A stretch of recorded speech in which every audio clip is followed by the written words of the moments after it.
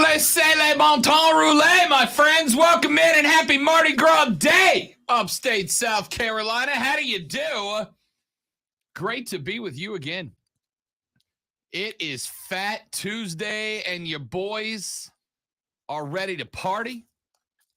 I got the Mardi Gras beads. I have distributed them evenly across the office.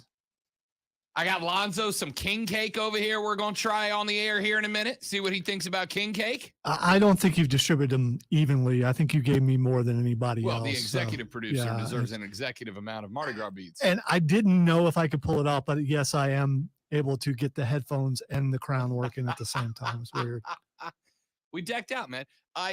So I'm sitting in the office and you know, I just moved, so I dug through all the old stuff. I found a bag of the old Mardi Gras gear, had some old beads from parades and whatnot, and brought them in. Went around, handed them out to, whoever, handed them out to Stone Man and Big Mark. And anyway, as I'm going through that process, though, I'm standing in the hallway with like 4 dozen Mardi Gras beads hanging off of my arm, dressed like this, right? And here comes the head of the sales staff down the hallway with our newest team member here in the Odyssey family. Very nice young guy named Tony. And they walk up and they turn the corner and Devin goes, "Oh, this is Rob. He's the midday host on ESPN." And I went, "I don't usually dress like this, just so you know." But he graciously accepted the Mardi Gras beads and is now part of the Fat Tuesday family here at Odyssey. See, you and I are different because I don't care if people think we dress like this every day because we could and get away because it's radio and I've seen worse. I've been to the other end of the hall. Sure. where no fun is allowed. I think they're naked sometimes. I've heard tell. To these 6 of you that have already texted, what did Lonzo have to do to earn the beads? He just had to show up, you weirdos. Stop it. This is a workplace. All right? Maybe we don't take it seriously, but it is still a workplace. So, no flashing involved. Yeah. I have not and would not make anyone in this building flash me for the Mardi Gras beads. I have enough. You can just have them. See, now I'm wondering where these beads have been. And I just readily said, yeah, I'll take them and put them around my neck. And I have no idea where they came from. I didn't even think about it. Or same with this crown. I don't know who wore this thing before me. Me. Okay. Literally me. So anyway, happy Mardi Gras, y'all. So now I have product in my hair. Cool. I'd be offended, but it's true. But it's true. But looking good, this good does not come naturally, people. We got a lot of stuff to get to today. Going to get into the baseball discussion a little bit deeper, obviously, as the deadline of yesterday, more of a flexible deadline, it appears. More of a flexible deadline because they passed it, and then they went, tomorrow's good. It floats. It just floats along. A floating deadline. I absolutely love that the hard line, the hard line in this discussion was Monday. If it's not done by Monday, if we're not out of here by Monday, if we don't have a deal by Monday, Monday comes, Monday goes, and they go Tuesday. Tuesday's what we met. We met Tuesday the whole time. So we're going to get into that coming up here in just a few minutes from now. NFL talk. Really interested because with the drama surrounding Kyler Murray, Russell Wilson, Aaron Rodgers, et cetera, there is thought that we might have a somewhat volatile quarterback market going on during this offseason. And if that turns out to be the case, could that help the Carolina Panthers? We're going to talk about that coming up here in just a few minutes from right now.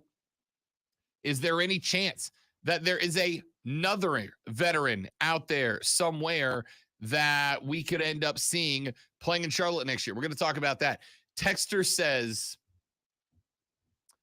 looks like Rob went out of his way to put the fat in Fat Tuesday. Yeah, I'm fat. All right. And tomorrow we enter our 40 days of not being a gluttonous, lazy slob. So why would you try to take nice things from me? Why would you try to steal my joy, Texter? So Fat Tuesday is an eating holiday. Okay. Yeah. So the premise of Fat Tuesday, for those of you that don't know about it, is that Tomorrow is Ash Wednesday, and in the Catholic faith, tomorrow is the start of the 40 days and 40 nights of Lent, where you are supposed to cleanse and prepare yourself for Easter Sunday, 40 days from now, obviously. And so Fat Tuesday is the last day that you go out. It's the end of carnival season. And it's the last day that you go out and you eat and you drink and you do all of the vices that you like to do before you go 40 days and 40 nights without said vices to prepare for Easter. And whether or not you celebrate Lent and Easter, etc., Fat Tuesday is just a day for fun and revelry and debauchery and fellowship and good times. So, you know, Greenville is my home. New Orleans is where I'm from. It's my day. I'm going to dress like an idiot and have a good time today, people. You're just going to have to deal with it. But good fat joke, though. Good fat joke. Yeah, I was forced to, because I was in French class for, 3 years, to dress up for Mardi Gras in high school. That didn't go over well. You weren't forced to. You were allowed to. No. It was kind of, you get a bad grade if you don't do it. And I needed any grade I could get because recitation is a thing where you have to talk in front of class, and I wouldn't do that. So I had to make it up by dressing up. And the first mistake I made was dressing up as a clown. Not a good move. I mean, I did it today too. What's the hurt? But not a good move in high school, though. the things that were said. So the next year I thought, okay, I'm going to dress up as Robin Hood. Also, not a good move. I wish counsel would have been nice. Someone to tell me, hey, you probably shouldn't do that. Lonzo went to a school where teachers threw chairs at him. I don't think that's the worst thing that happened to you. Buddy. Well, when I dressed up as Robin Hood, I took a real bow, something you couldn't do today. Pretty sure you're not allowed to do that. Yeah, either. yeah. All right. We got sports to get into and quite a bit of them. So let's start the show. Let's do lunch. This is a very nutritious lunch. All the food groups are represented. You guys are here.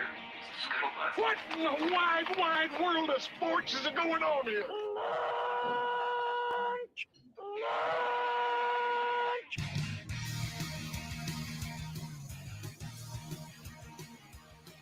The lunch breakdown. The three things you have to know before you go start talking sports with your friends, your family, your coworkers, or the dog, whoever it is that you spend your lunch break with. This will be the scuttlebutt. These are the things we'll be talking about on the show today, and you'll be talking around the lunch table. Texter says sexual harassment complaints concerning beads, HR department rumors. Listen, I just gave them to people because I'm a nice guy. Okay? It's a trope, people. It's a trope. I mean, not on Bourbon Street. It's real on Bourbon Street, but it's a trope.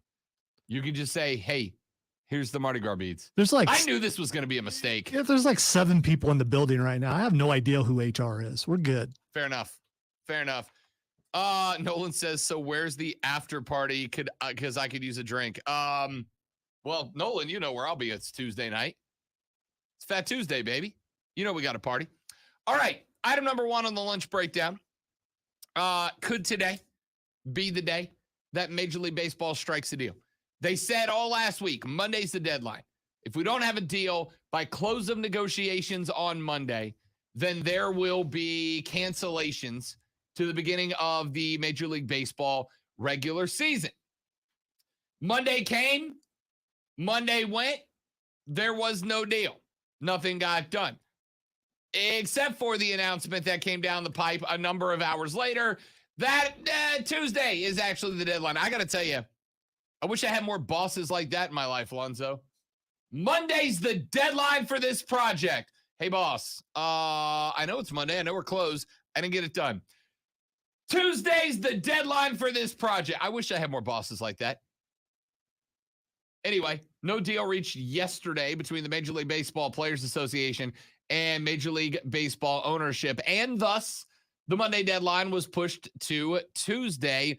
Today, now the day to get a deal done before cancellations start jumping into place. Will that happen? That's the $1,000 question. But here is what we do know as of right now. As of right now, yesterday we had the We had the negotiations go many, many hours. Though they did not strike a deal, apparently progress has been made, and significant progress at that. I'm going to grab clip number 1 here in a second, Lonzo, if you don't mind. Tom Verducci has been at the meetings and sat in on some interviews with players and owners after the meetings from yesterday. Here he is explaining where we stand in the process. He said optimistically, there has been a lot of progress tonight. They have not signed off on many issues, if any one particular issue, but there is enough agreement for them to come back at 11 a.m. and give themselves a 6-hour window, not just to agree on something, but to close a deal. They will reconvene at 11 a.m. with the ownership side now saying that the deadline, which they now regard as much firmer than the February 28th deadline, is at 5 p.m. At 5 p.m., if there is not an agreement on a CBA, then games start coming off the regular season schedule. So we heard earlier where ownership decided they wanted to work through the evening and said, quite frankly, if in fact they left the ballpark without an agreement, then games would come off the calendar. That clearly has not happened. Yeah. So there we go. That's where we stand right now. Okay. So we're in a spot where they made good progress yesterday in the negotiations. They did not get a deal done. So baseball said, all right, we'll give you one more day. Come on back tomorrow. They started meeting about an hour and 15 minutes ago, still in negotiations as we speak. Here's what it comes down to. It comes down to both parties are now at threat of losing money, right? Players losing game checks and owners losing TV revenue and ticket sales for opening day. And if you've got a team like Atlanta that you know that tickets are going to be gone for $200, $300, $400 to get in the building, plus how much World Series champ swag are they going to sell in the Peach State on Monday, or excuse me, on opening day at the games. Both parties are now under threat of losing money, right? I think both were taking a hard line to this point. I think both were trying to shove the other one into the threat that you will lose more than us. And now they're at the point where their nose is up against it. And the fact is that they are both looking at millions of dollars in lost revenue between both parties. And so it has to get fixed. So we'll see if it does. We'll talk more about that later on in the show and later on when we start getting reports about how these meetings are going. Number 2 on the lunch breakdown, significant. Obviously, we have stayed away from because it doesn't have a lot to do with sports.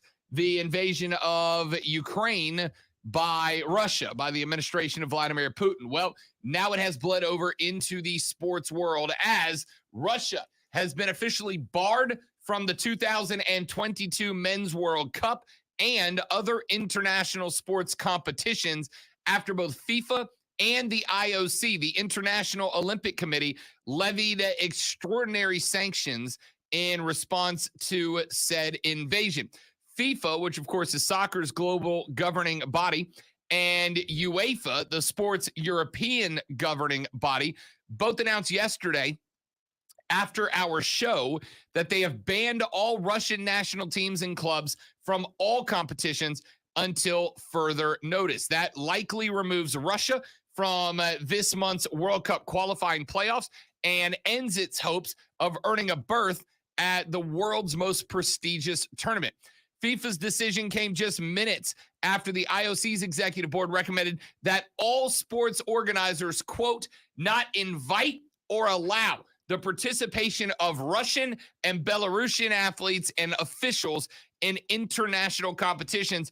Belarus is one of the only countries that has actually supported the Russian invasion. The UEFA ban would also apply to Russia's women's national team, the 2022 European Championship set to be held in England this summer, and to Spartak Moscow, a Russian club that qualified for the Europa round of 16. UEFA had already relocated its Champions League final from St. Petersburg in Russia to Paris, also announced it was terminating its lucrative sponsorship deal with a Russian state-owned energy company, Gazprom, In announcing the bans, FIFA and UEFA joined a growing list of national governments and international organizations that have penalized Russia for instigating that war. Ukraine's health ministry said on Sunday so far that 352 civilians, including 14 children, have been killed since the beginning of the invasion, and that seemed to be enough for FIFA, UEFA, and other international sports agencies to pull the plug on Russian participation. And all I will say to that is good. Finally, they grew a spine. Finally, they showed that they are indeed notochords and have a spine, which is what we've been waiting for, right? I thought this probably should have been done within a day of the invasion starting. I thought this should have been done right out the gate. It has been done now. I'm glad UEFA and FIFA have pulled the plug because we have talked in the past about how sports are our distraction from life, yeah? Sports are our distraction from life. When there is war and pestilence surrounding us, we go, ooh, baseball, ooh, basketball. Well, you take that away from the Russian people, right? Of which the World Cup and UEFA Champions League and all these events are massively important to them, right? Massively important to them. Well, in your country deciding to invade Ukraine, to start this war, to start this invasion, no, you don't get those anymore. You don't get those. And I think it begins to, for the Russian people to whom sports matter a lot, puts an impetus on, hey, you need to do something from the inside. You need to do something about your country's government and fix the problem if you want to be welcome back to the table to play sports with the rest of the world. Item number 3 on the lunch breakdown. It looks like, ladies and gentlemen, it looks like, according to Anthony Rizzuto, of the Charlotte Observer, that the Panthers are set on drafting an offensive lineman in the first round. Now, I warn you all, it is smoke screen season. This is the point in time where teams up inside of the first round start to say, "Oh yeah, we're definitely doing this. We're definitely doing that," in order to throw off any teams that might be looking around, right? Because if you've got a team that's really high on Charles Cross, the offensive tackle out of Mississippi State, who surrendered 1 sack last year, a total of 1 sack. If you are dead set on drafting Charles Cross, you might jump up ahead of Carolina if you know that Carolina's in the mix, right? If Carolina is looking at quarterback, Kenny Pickett, Malik Willis, Matt Corral, whoever, if they are really looking at quarterback and there's another team, Carolina wants Malik, and there's another team that really has Malik Willis graded up, and they know Carolina doesn't have the capital to move up to get him, don't you want them convinced you're going to take an offensive lineman so they don't go, we don't really need to jump ahead of Carolina for Malik Willis. They're taking an offensive lineman and leave him on the board. It is smokescreen season. However, Anthony Rizzuto has said now that the Panthers are dead set on drafting an offensive lineman. And he's not alone. NFL media analyst Daniel Jeremiah joined Rich Eisen on his show yesterday to drop some info bombs.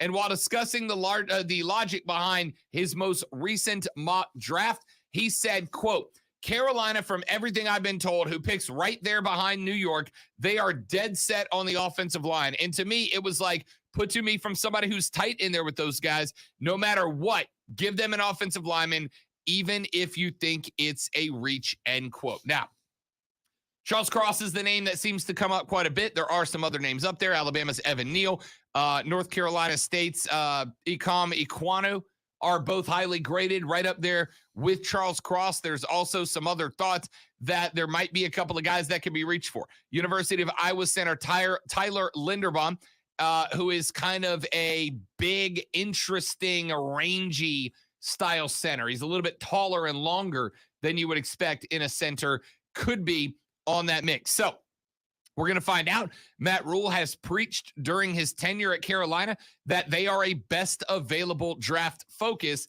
Offensive line may or may not be best available. May or may not be. We'll find out, and we'll talk about that later on in the show. Let's take a break. We come back here in just a minute from right now. We got into it a little bit yesterday. I want to talk about it a little bit further today. If Carolina's going offensive line, that means, ladies and gentlemen, it's either Cam, Sam, or Kirk. Who's your guy? I'll tell you which one I like and why when we come back. Laissez, bon temps, rouler, my friends. It's Mardi Gras Day. Happy Mardi Gras. We're back after this on the Rob Brown Show on ESPN Upstate. Y'all.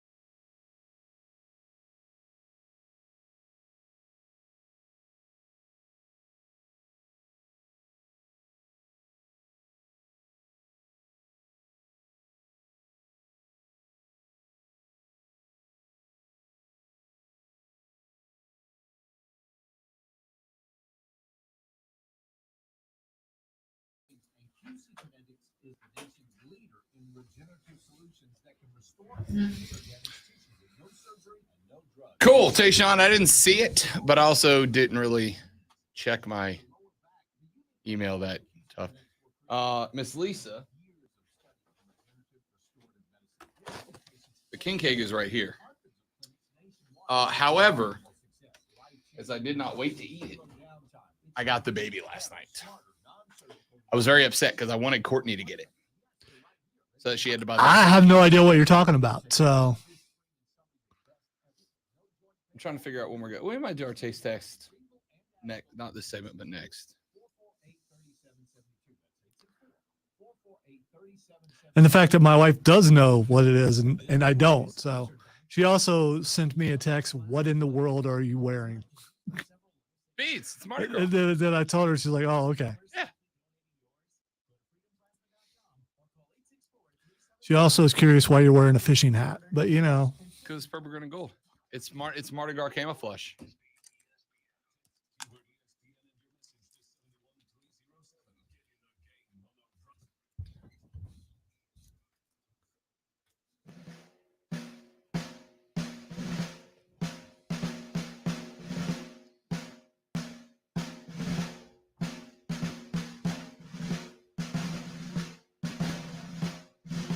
I'm waiting for the brass. It would have timed out better, but I just didn't push the button fast enough. My bad. There it is. I was trying to get the headphones There it over the is. crown, and it was difficult. There it is. Yesterday, you know what, ladies and gentlemen? I'll tell you what it's like to have people you like working with. Yesterday, I said to Zoe, as we're running the show, we need Zydeco music tomorrow. We need Cajun music. We need Louisiana music. We need Mardi Gras music, parade music.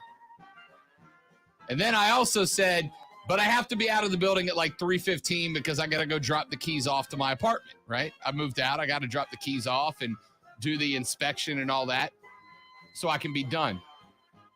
Laza said, I got it. And yesterday evening, I'm sitting down and I'm going, you know what? I never circled back around with Zoe to see if he found anything or if I need to go in early. And then I show up and dude's got it all ready. He's the GOAT for a reason, people. The GOAT for a reason. Happy Mardi Gras Day, y'all. I am Rob Brown. He is Lonzo. Appreciate you hanging out with us. Phone lines open, 844-GSP-ESPN, 844-477-3776. Text us on the Preferred Home Services text line at 71307. Start your text with ESPN like this one. I'm going to get so questionably intoxicated on cheap beer today that I'll end up fighting the lamppost in my front yard. I hope it's not made of metal because, you know, that you'll could lose. Yeah. I tell you, I have spent many Mardi Gras days in that situation in New Orleans, ladies and gentlemen, and never once have I thought, looks like that lamppost is talking smack. Looks like I need to lay the smackdown upon that lamppost. My man. Today is a day of happy drinking. Today is a day that we eschew violence and negativity. We celebrate the joy of being a human being alive today. We drop the negativity of 2021 and 22, and we embrace the good in life. Like king cake and cheap beer. Yeah, no, I agree with that, actually. That part I agree with. All right. Let's get a couple of things in here. Lamppost finna catch those hands. Lamppost gonna get the smoke. All right. So we said yesterday, this has been a really interesting week for the Carolina Panthers because it was, this day last week that we found out that the Carolina Panthers had inquired about attaining the services of one Kirk Cousins, up to and including potentially being willing to ship off the 6th overall pick in return for Kirk Cousins, and I would assume some other draft capital from elsewhere later on in the draft. Who knows? But that was the rumor. And the response from Carolina fans, as it has been pretty much since about week 7 of last season, was crickets. Rashad was clearly not happy about it. Our buddy Rashad Beer from the Panther Nation podcast joins us every Thursday. He wasn't thrilled about it. We had I don't know. I think we had 2 or 3 texts, you know. Here's the thing. I talk about DJ Uiagalelei, text line lights up. I talk about Shane Beamer and Spencer Rattler, text line lights up. Hell, we talk about Matt Ryan and the text line lights up. We bring up the Carolina Panthers for the better part of the last 3 months. Crickets. Snooze button gets deployed. You know, I had a conversation a few weeks back. Because, you know, people like to ask me questions about the show and the crowd and the audience and demographic and all that. And I enjoy having the conversation. I like my job. But I had a guy ask me at where was I? Oh, it was at the wrestling show me and Zoe went to. It was at Raw that night.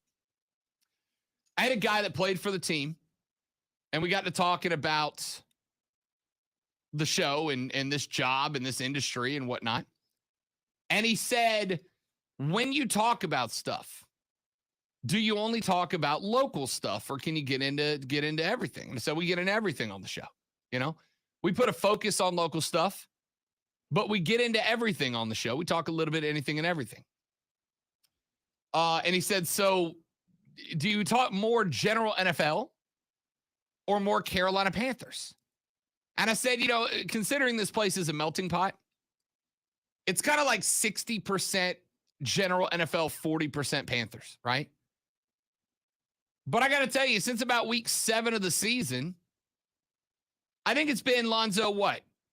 Probably 80% general NFL, 20% Panthers. And the reason why, folks, is because I don't want to talk about the Panthers. Is because I don't think there are Panthers fans.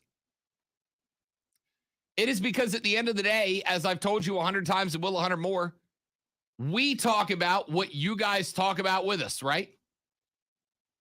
When we talk DJ Uiagalelei, you guys respond. When we talk Spencer Rattler, you guys respond. When we make fun of the Falcons, you guys respond. Carolina fans have been, I don't even know what the right adjective would be. Disappointingly quiet. I've gotten text in the past 2 days that we've been talking about the quarterback situation from like 2 different people. One of them just crapping on Cam Newton, and the other one saying, hey, you just got to roll with Darnold. In fact, on cue, ESPN, Carolina needs to just roll with Darnold for 1 more year or build the O-line in free agency and see what happens with Willis in the draft. Now, I would agree in a normal year, Texter. In a normal year, I would agree with that. But this is what I've been trying to tell you guys. You are now going to see the results of the Matt Rule situation play out live in front of you, yeah? Because now you've got a head coach in front of you who has 1 year to come up with something. He's got 1 year to come up with something. If you were able to think of 4, 5, 6 years worth of growth in the franchise, then I agree with that strategy. I would go that direction. But you don't. He's got 1 year to make something happen. You can't roll the dice on Malik Willis, right? Rolling the dice on Malik Willis, if you're Matt Rule's staff, means we think 2-3 years from now, this kid's going to be a stud. But Matt Rule can't think about 2 or 3 or 4 years from now. He's got to put everything he can into now, into the 2022 season. Because if he puts his money anywhere else and he doesn't put it into 2022, he's throwing that money away if he doesn't succeed in 2022, right? Now, We've heard the expression, if he makes the playoff, he's safe. If he misses the playoffs, he's out. I don't necessarily know if that's true, right? If he goes 8 or 9 wins and does not make the playoffs, say there's an exceptional year of talent in the NFC, and he goes 8 and 9, misses the playoffs, but the team showed genuine growth and got better as the year went on, etc., then I think he's good to go. I think he gets one more. But if it's another 5 or 6 win season, he's done. So Matt Rule has 2 options then. Option A is believe that this team is pointed in the right direction. Believe that he's done the right thing here. Roll the dice with the draft strategy that was just given to us by that texter. A strategy that is gunning for 3 or 4 or 5 years of continued success and growth, and risk setting the Panthers up to be successful in 2025, but being a 5-win team this year and getting fired, in which case somebody else comes in and has Malik Willis on the roster. The second method he can take is putting all the chips in the table for 2022. Malik Willis, I think, is going to be a really good NFL player. I feel about him the way that a lot of other people felt about Justin Fields. I think this kid's got it. I think he's going to be good. I look forward to watching him play. But I also think it's going to take time to develop this cat. I think it's going to take a couple of years to get him up to NFL speed. It's one thing transferring from playing quarterback in the Southeastern Conference versus playing quarterback for Liberty University, right? Lonzo, can you name me one opponent for Liberty University this year? Just one? Something Christian College. Good enough. Good enough. Liberty University is not playing Alabama. They played Eastern Michigan. They played Army. They played the Raging Cajuns of Louisiana. They actually played Ole Miss. So there's one. They played UMass, the worst football team in America. They played, who else? UAB was on that list. They're not playing Alabama and Georgia, et cetera, et cetera. Malik's going to take some time to get up to speed in the National Football League. Matt Rule doesn't have that. Time is his enemy, not his friend. If Matt Rule was a rookie head coach, first year guy, had more than 10 wins through 2 seasons, then I think Matt Rule goes Malik Willis and goes, I think this kid's going to be better than Justin Fields is supposed to be. Let's go ham. Let's go crazy. But he's got to go all in now. A couple of weeks ago, I said, hey, I think the Carolina Panthers set up to draft a quarterback. But I told you I didn't think it was going to be Malik Willis. I thought it was going to be Kenny Pickett out of Pitt. I think he's the most NFL ready of the draftable quarterbacks. And there's knocks on him about his size, knocks on him about his hand size, etc. But I think he's the most NFL ready available. So I thought you've got to do something here that's a little outlandish. You got to light a bunch of fuses and hope one of them connects. And that's why I thought Kenny Pickett was the guy. But now it looks like they go offensive line, which is the right decision. When we get to draft night, Panthers fans are going to gather around waiting to see who they pick, thinking they're going to go ahead and pick another quarterback that's going to be a bust. When they pick an offensive lineman, there will be excitement because that will say, hey, we realize we have a problem and we're going to try and fix it. Not, okay, we're going to pick a guy for the future. You want your team to be trying to win now. And you put a decent offensive line on that team last year, they win definitely a lot more games than what they did. Yeah, But win now, that's the thing. Win now isn't an option. It's the mandate, right? So what helps you win now? See, I'm not so sure he's gone after this year. I think everybody else is pretty much, oh yeah, this is it. He's got to win now. Does he? I think so. I don't know. I really do. I got to tell you, and that's less because that's what Tepper and Fitzy want to do, and more because of the fan reaction, right? When Matt Rule is getting booed out of arenas, at some point you got to go, what's more important here? That we believe Matt Rule is a long-term guy, or that we don't want our own head coach getting booed out of NBA games every single time he tries to get out of the house? I think the sample size on Tepper is too small to for sure go he has patience or he doesn't. I mean, define patience, right? Like, I know some people who do a lot of dumb things, and you're like, you're not being patient, you're being stupid. Have we hit that point with Matt Rule? Let's take a break. We'll come back here. We can keep discussing this if you want to. Texter says trading away assets for a mid-tier quarterback will only put more nails in Rule's coffin. I don't know that that's wrong either. So what do you do? I told you yesterday who my guy is. I'm bringing back Cam for one more. Your thoughts? I'll hear him out when we come back on the Rob Brown Show, ESPN Upstate.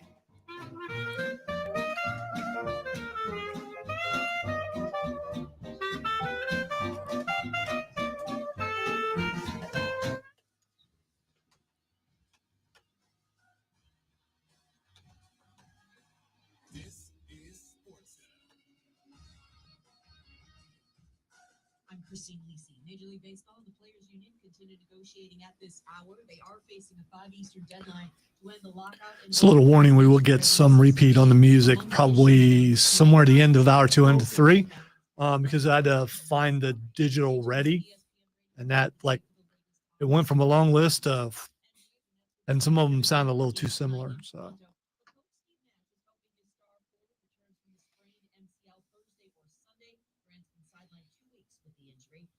Ben Simmons not cleared for practice as he recovers from back soreness. Won't practice the rest So it looks like Tyson Fury was on McAfee today. Who is? Tyson Fury. So I'm going to have to watch that later.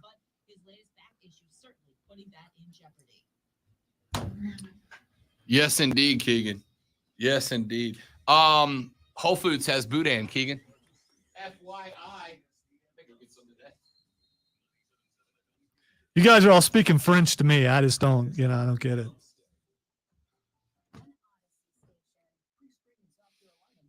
I'm just dressed up because Rob handed them to me. Like, here. So I just put them on. That's pretty much how it works here. I will say he did ask me, do you want a crown? And anyone who's asked, hey, do you want a crown? Of course you say, yeah.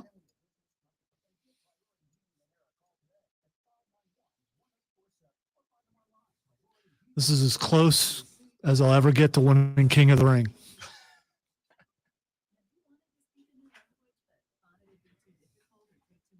I like the hat, but it was giving me a headache. It's a little small. You can tell. Yeah, this thing ain't lasting a whole lot longer because it's getting in my way with the headphones, and I'm afraid I'm going to break it, and I don't want to do that. Yeah, but it's not mine. I don't like breaking stuff that's not mine. I don't like breaking stuff that is mine.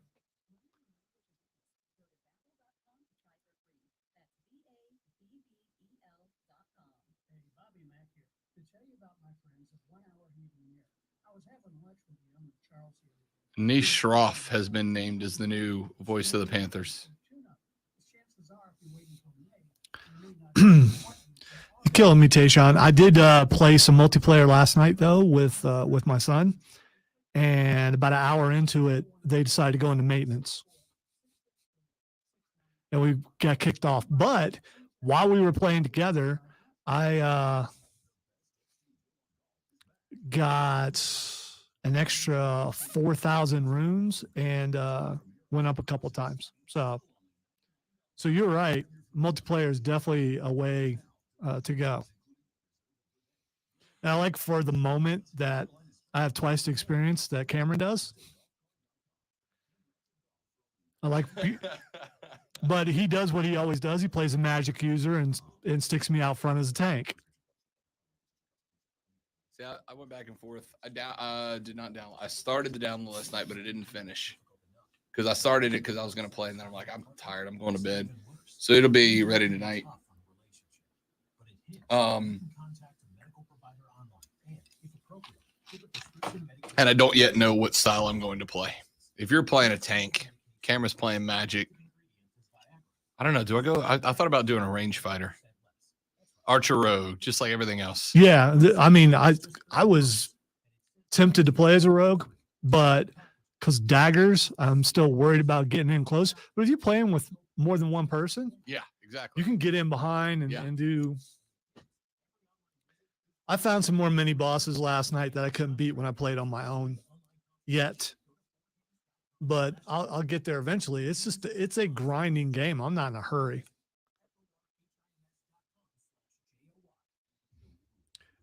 I do get a little frustrated. I usually don't yell at games or anything. Not that I yell, but it's just like, oh, come on. And I hear from the other room, you all right? No. The biggest shame that I've ever had is my wife walking by and go, you haven't beat that yet?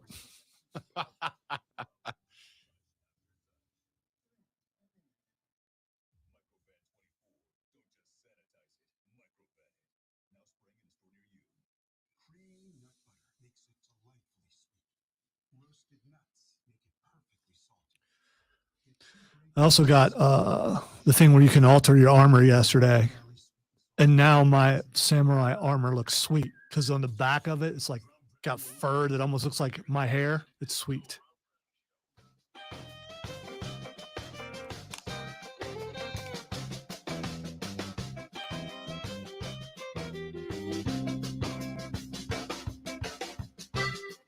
Oh, we vibing, baby. Vibing a little bit, Lonzo. A little Zydeco music never hurt nobody. I had to ditch the crown. It was getting a little hot. The Rob Brown Show back on your radio. It is ESPN Upstate. Real quick segment here. Here's what I'm going to say. Matt Rule has a year. And I think that's all he's got. And he's got to make a playoff push. I don't know. Lonzo's kind of taught me back a little bit. I don't know that he's got to make the playoffs, but he's got to make a playoff run, right? He's got to be in it in week 17. Maybe he doesn't make it, but he's got to be in the race till the very end if he wants to keep his job. So if the Panthers are indeed set on drafting an offensive lineman, whether it's at number 6 overall or by trading back and hoping one still falls down to him, that means you got to roll the dice with Sam Darnold, Cam Newton, or come up with some trade for Kirk Cousins. I think without that higher draft pick, I don't know that you're getting Kirk Cousins because I think there are other teams that will be interested in him as well. So honestly, I think the decision comes down to Sam or Cam. And which one of those two guys do you trust to run the offense next year? You might have them both on the roster. What I don't think you can do is play this game again of, well, it's Cam until it's Sam, until it's Cam, until it's Sam again, right? I think you need to go into the season with, this is our starter.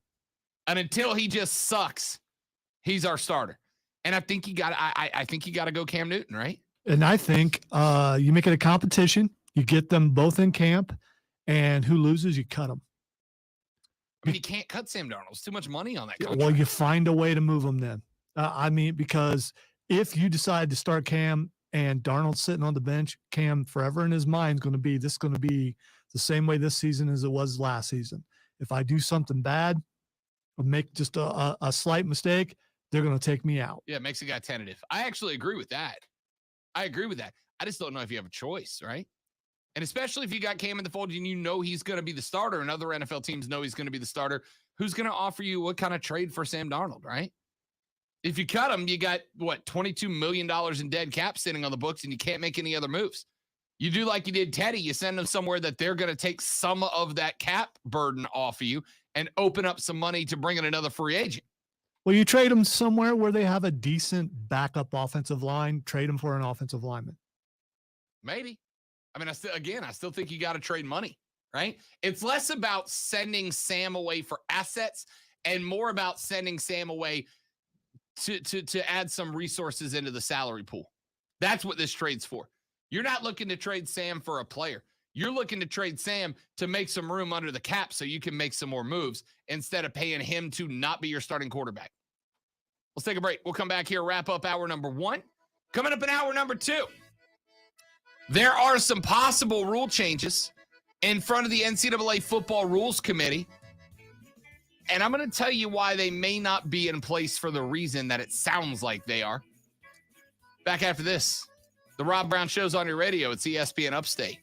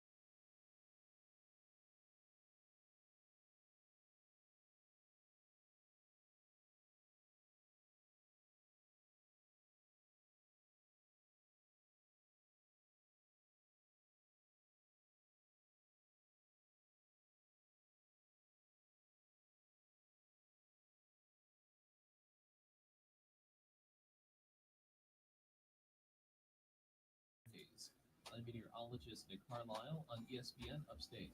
Right now it's 64.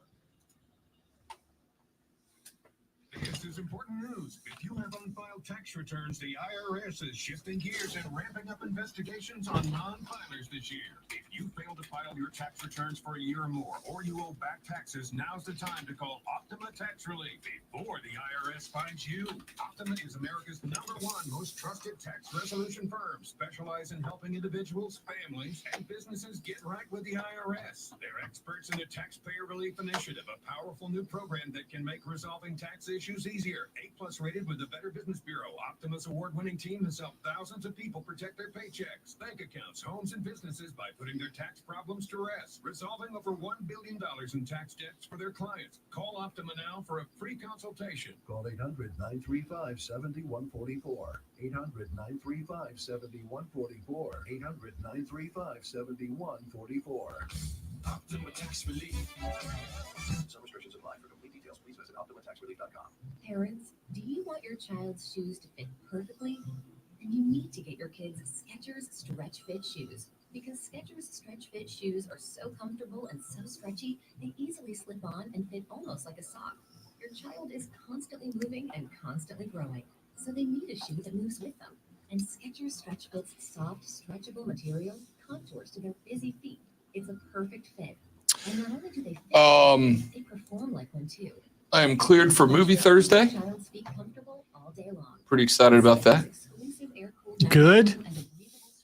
And then Saturday, the lady friend and her friend are going up to Asheville for a concert.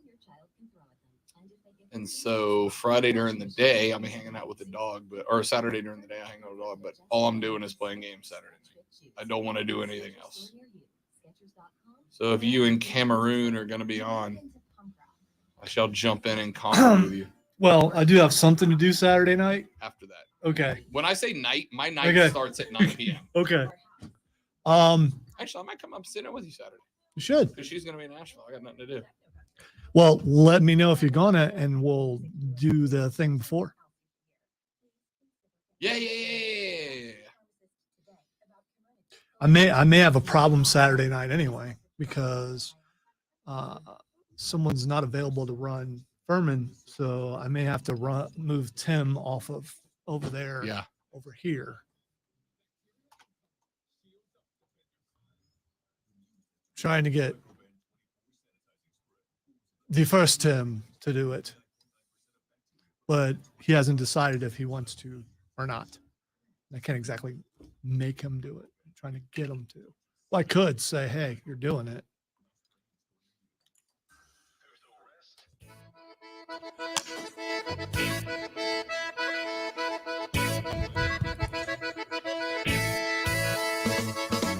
Alonzo, what the hell's going on with Cain Velasquez? Have you gotten a chance to read it yet? Yeah, I have. Give me the 30-second version. So he's been booked on attempted murder and guns are involved. They haven't talked about the victim other than the victim. It was victims, I believe, had to go to the hospital. That's all we know. Cain Velasquez, notable UFC and MMA fighter, and one-time WWE superstar, who was kind of going to be a thing for a little while there, has been arrested on attempted murder charges stemming from a shooting in San Jose. Well, there's a sentence I didn't think I'd be saying today. Let's take a break. When we come back, a couple of new rules that may or may not be going into effect in college football. Tell you what they are on the flip side of the Rob Brown Show, ESPN Upstate.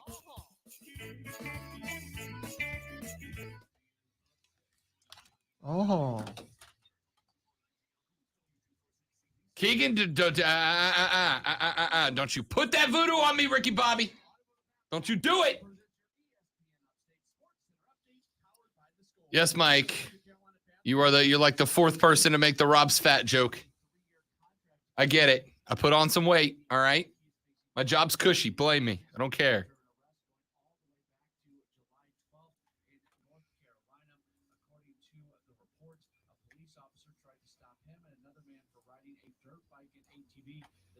Trey, they did a King of the Ring here? When was that? I mean, if William Regal wanted, it had to be years ago. Yeah, it would have to be.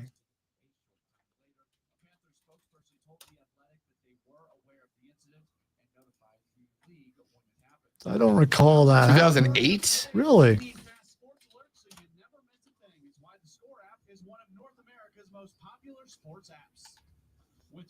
Yes, it was. It was here at the Bilo Center. Which is now the Well. Same thing. You think they'll ever do another pay-per-view here? I hope so. It's been a while. The last pay-per-view I saw there was a TNA event. So, I mean, the one that the poster is in, in the, so.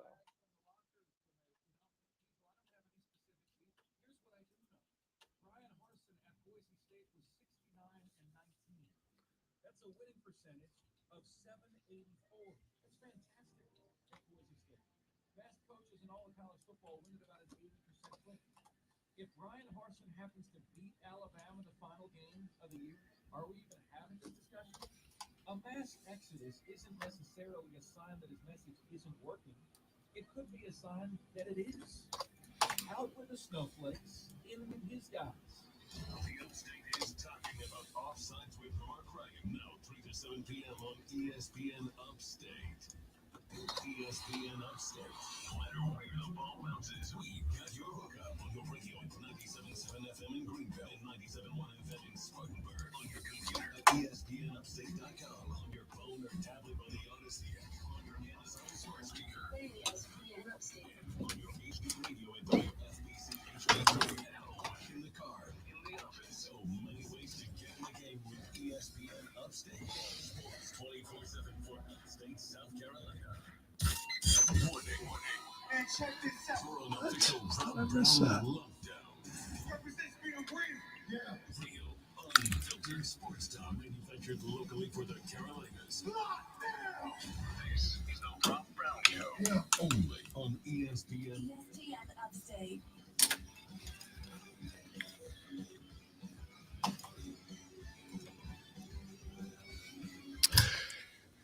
Hour number 2 of the Rob Brown Show goes now. This is ESPN Upstate. Hello, Upstate South Carolina. Hello, America. Hello, world. And happy Mardi Gras Day to all of y'all.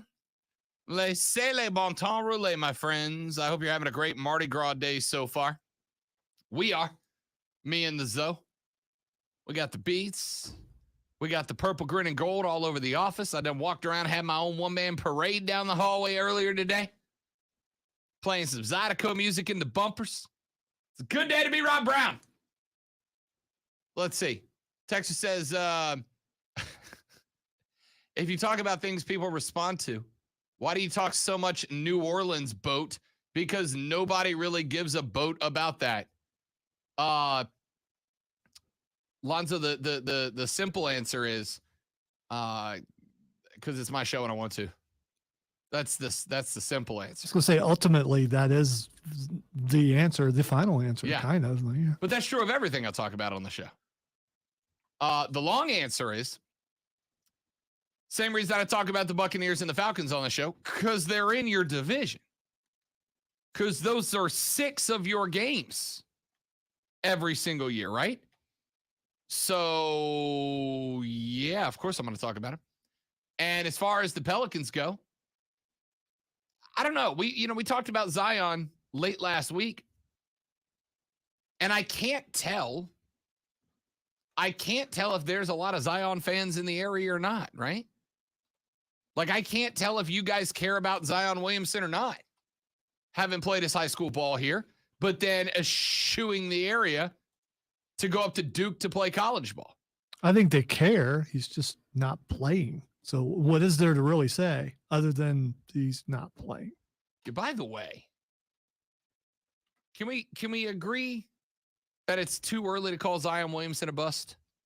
Like, we can agree it's too early to call him a bust, right?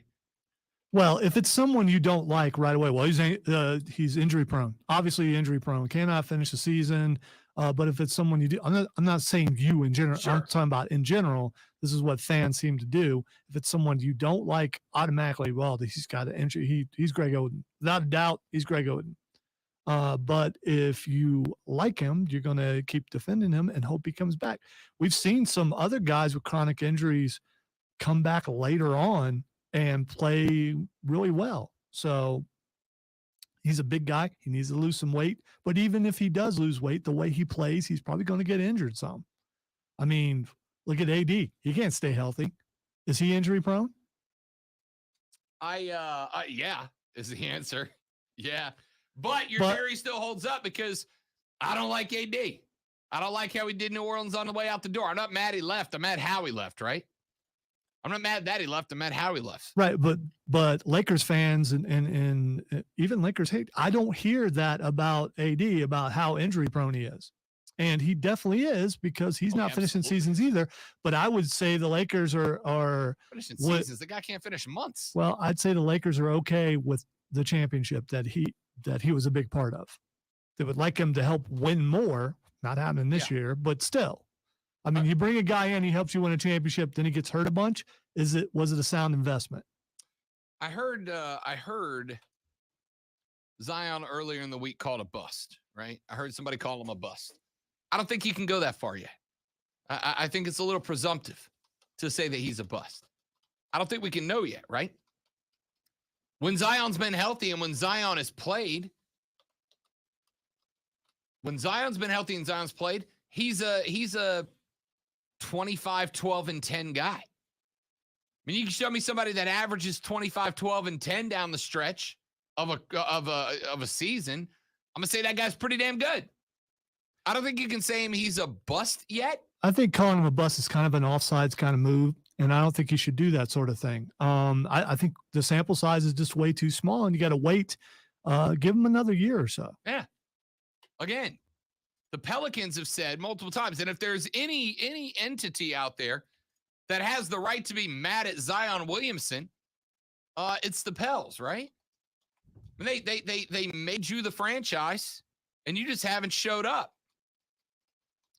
If there's anybody that can be mad, it's them, and they have defended the whole situation, right? They have said that the injuries sustained by Zion Williamson that have kept him out this season are not linear issues, right? They're not linear. It was one injury. While healing for that injury, suffered another one. While healing from that injury, suffered another. And that happens. They're like compensatory. Your knee only goes this way this many times, and you start to protect that knee after it's hurt. And by overcompensating for that knee, you hurt the other knee. It can and has happened. It can and has happened.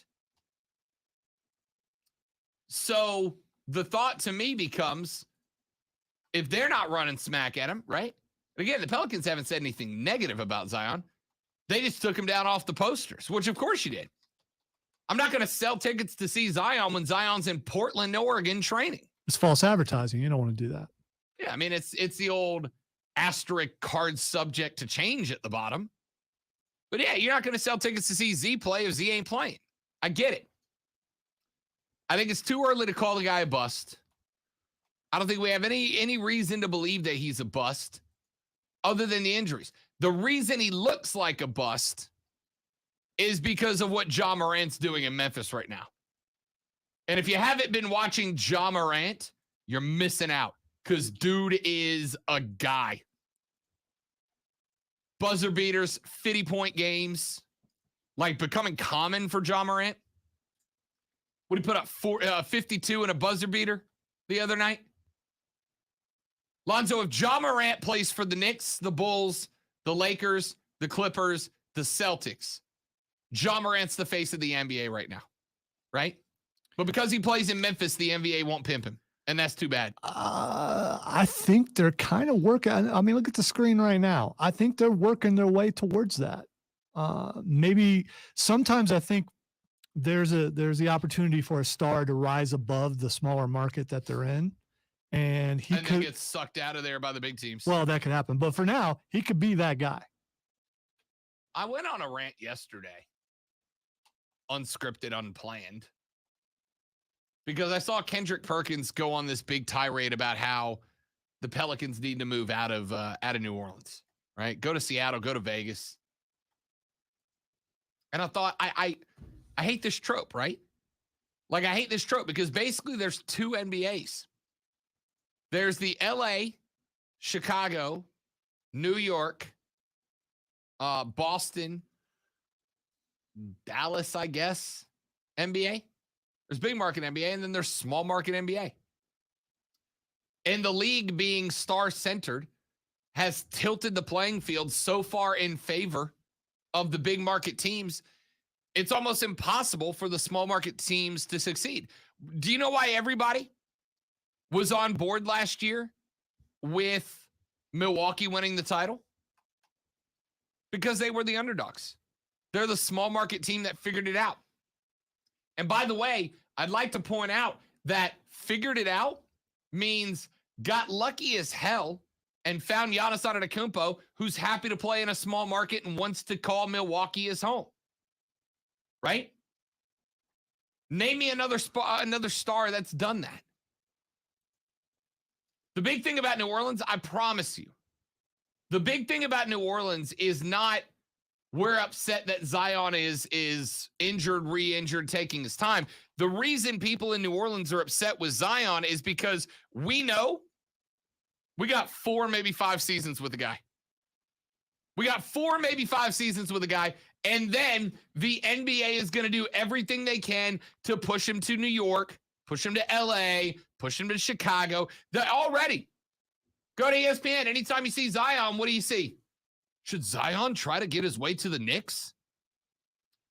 Why are you pushing so hard for an organization that is inept as the New York Knicks to get a star like Zion? Why can't the Pels have him, right? Why can't we make it attractive to play in New Orleans? Why do we want to send him so that James Dolan can ruin his career like he has everybody else that's been a Knick for the past 2 decades, right? When you tilt the playing board and the playing surface in favor of the big teams like us, we know we got 4, maybe 5 years out of Zion. Then he's off to LA, or he's off to New York, or he's off to Chicago, he's off to Boston. And what happens to us? right back to the bottom of the barrel. That's why small market fans get so damn mad at the NBA. Let me get Miss Melinda in here, hanging on the phone line. Hello, Miss Melinda. Welcome back. Good to have you, girl. Hey guys, I wanted to bring up a player, kind of the same scenario. Think about Joel Embiid. How many games did he play in his first 2 or 3 seasons in Philly? And everybody said, "Oh, he's a bust." But look at him now. Sure. He took the time to drop the weight, to get healthy, and what was baby fat became muscle. And now look at him. Yeah, there's another name. There are 2 names. I was watching, Melinda, the LA New Orleans game last, what was it, Sunday night or whatever. I was watching that game, and the guys calling play-by-play. Now, I have not researched to see if this stat's true, but they said it, so I believe it. There are 2 NBA players that were drafted in the first round that played fewer games in their first 2 seasons than Zion Williamson. One of them was Greg Oden. And we all know how the saga of Greg Oden went. Not great. Right. Very similar to what's happening with Zion, right? Injuries just kept piling on top of each other, etc. The other name that played fewer games in his first 2 years than Zion Williamson was David Robinson, the former Spurs Hall of Famer and all-timer. I don't know that we can know which direction Zion's going to go. What I do know is I hope somebody gets his ear and goes, hey, man, if you want that New York Knicks contract, you want that LA Lakers contract, you want that big NBA contract and a big market down the line, you better do something about your life now and get yourself straight to go be the star, because even in New York's not going to sign you if you're turning in 33% of your games are you active, and in those you're scoring 12. You know what I mean? Exactly. So we'll see. Exactly. We'll see. Melinda, great to hear from you. I appreciate it, girl. Thanks, bud. Bye-bye. You're welcome. Talk to you next time. Let's take a break. When we come back, I'll give you those those college football rule changes that are on the table. We'll get to that. Joe Giglio joins us at 1:30. We'll talk a little gambling advice with Joe. It's Mardi Gras, y'all. Sit back, enjoy. Let the good times roll.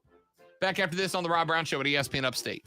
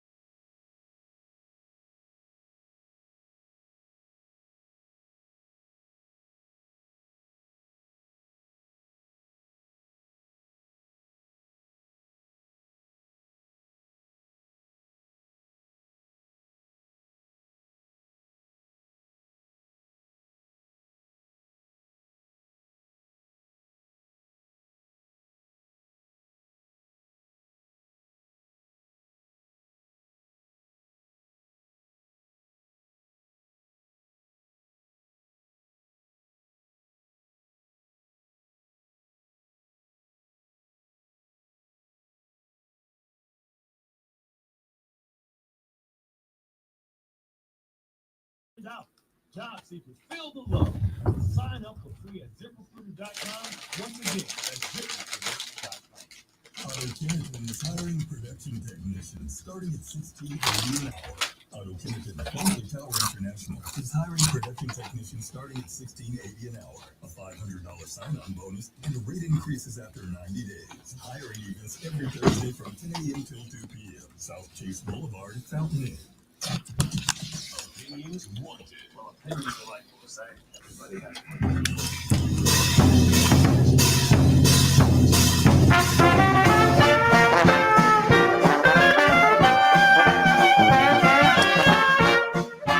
Yes, indeed, ladies and gentlemen, it's Mardi Gras Day.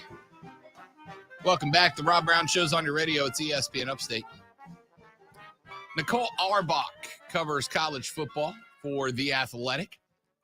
And she has put up a story saying that there are 2 rule changes that were discussed towards the very end of the college football season. And those rule changes are now going up for discussion in front of the NCAA Football Rules Committee, which meet this week in Indianapolis. The 2 rule changes that have been discussed that would likely have the biggest impact on college football are designed to have an impact on the number of plays in a game moving forward. The 2 rules that could potentially be seen would be the first in treating incomplete passes the same way officials now treat runs out of bounds, where the clock stops only until the ball is spotted and ready for play. So when the ball is thrown and it is incomplete, the clock would stop. The referee, the umpire, would set the ball in play, and then the clock would immediately start, right? Just like they do with runs out of bounds. The second rule would end up keeping the clock running on first downs, right? We see that happen in college football. That's one of the biggest differences between college and the pros. In the pros, if there is a first down, the clock stops, the clock continues to roll, which is what got the Dallas Cowboys eliminated from the playoffs in their game against Arizona this year. In college football, you get a first down, the clock stops until the ball is set, ready for play, and the referee starts the clock once again. The NCAA is looking at changing up those rules, which would effectively keep the clock running in those types of situations. It would limit the number of offensive plays in a game. It would limit the number of overall plays in a game, but it would also take away teams' ability to strategize late in the game, right? Player goes down and, the clock stops. The offense has got time to get up to the ball, to yell out audibles, whatever, before the clock starts again, and they start the play up. All of this is being dictated with the premise of, can we tick up the tempo of the game, right? Can we take a 3.5-hour game down to 3:10? Can we knock some time off the look, it's a TV time rule, okay? It's a TV time rule. Overlaps amongst games are bad for the TV networks. They want to be able to take you from final whistle of game A to opening whistle of game B. They don't want overlap. No TV producer likes to say, by the way, if you just tuned in for XYZ versus ZYXU, that game's airing over on ESPN News. We'll pick up the action when this one comes to its conclusion. That's what this rule's about. Lots, I'm going to be real with you. I don't really have any strong feelings either way, right? I don't have any strong feelings either way. I understand the premise. I know that it's putting TV priority over fan priority, but I mean, we've been happy with the way the NFL's doing it. We're happy with the way college football does it. Of the list of things that I would like to see college look more like the pros or pros look more like college, I don't know that I've really ever considered this as it would make the game better. I'm just curious, how is TV priority not fan priority?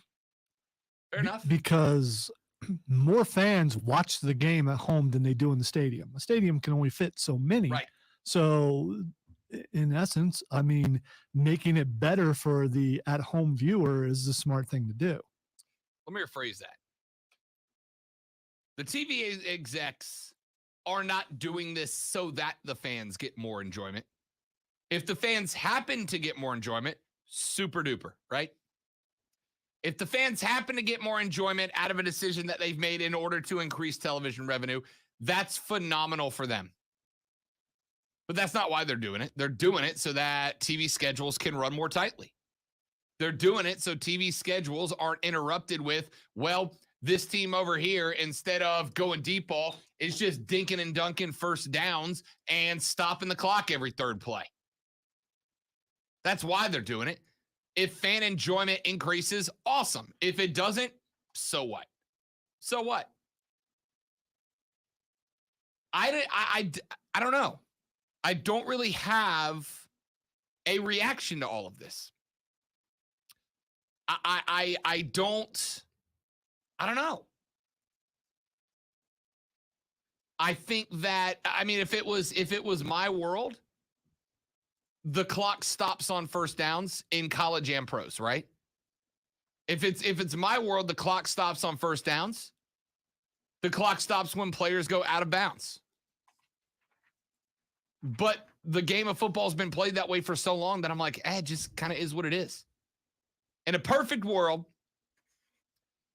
anytime that something has to happen on the field that is not directly created by the offense, the clock should stop, right? The offense should, because what happens if you get a fat old guy referee like me out there, right?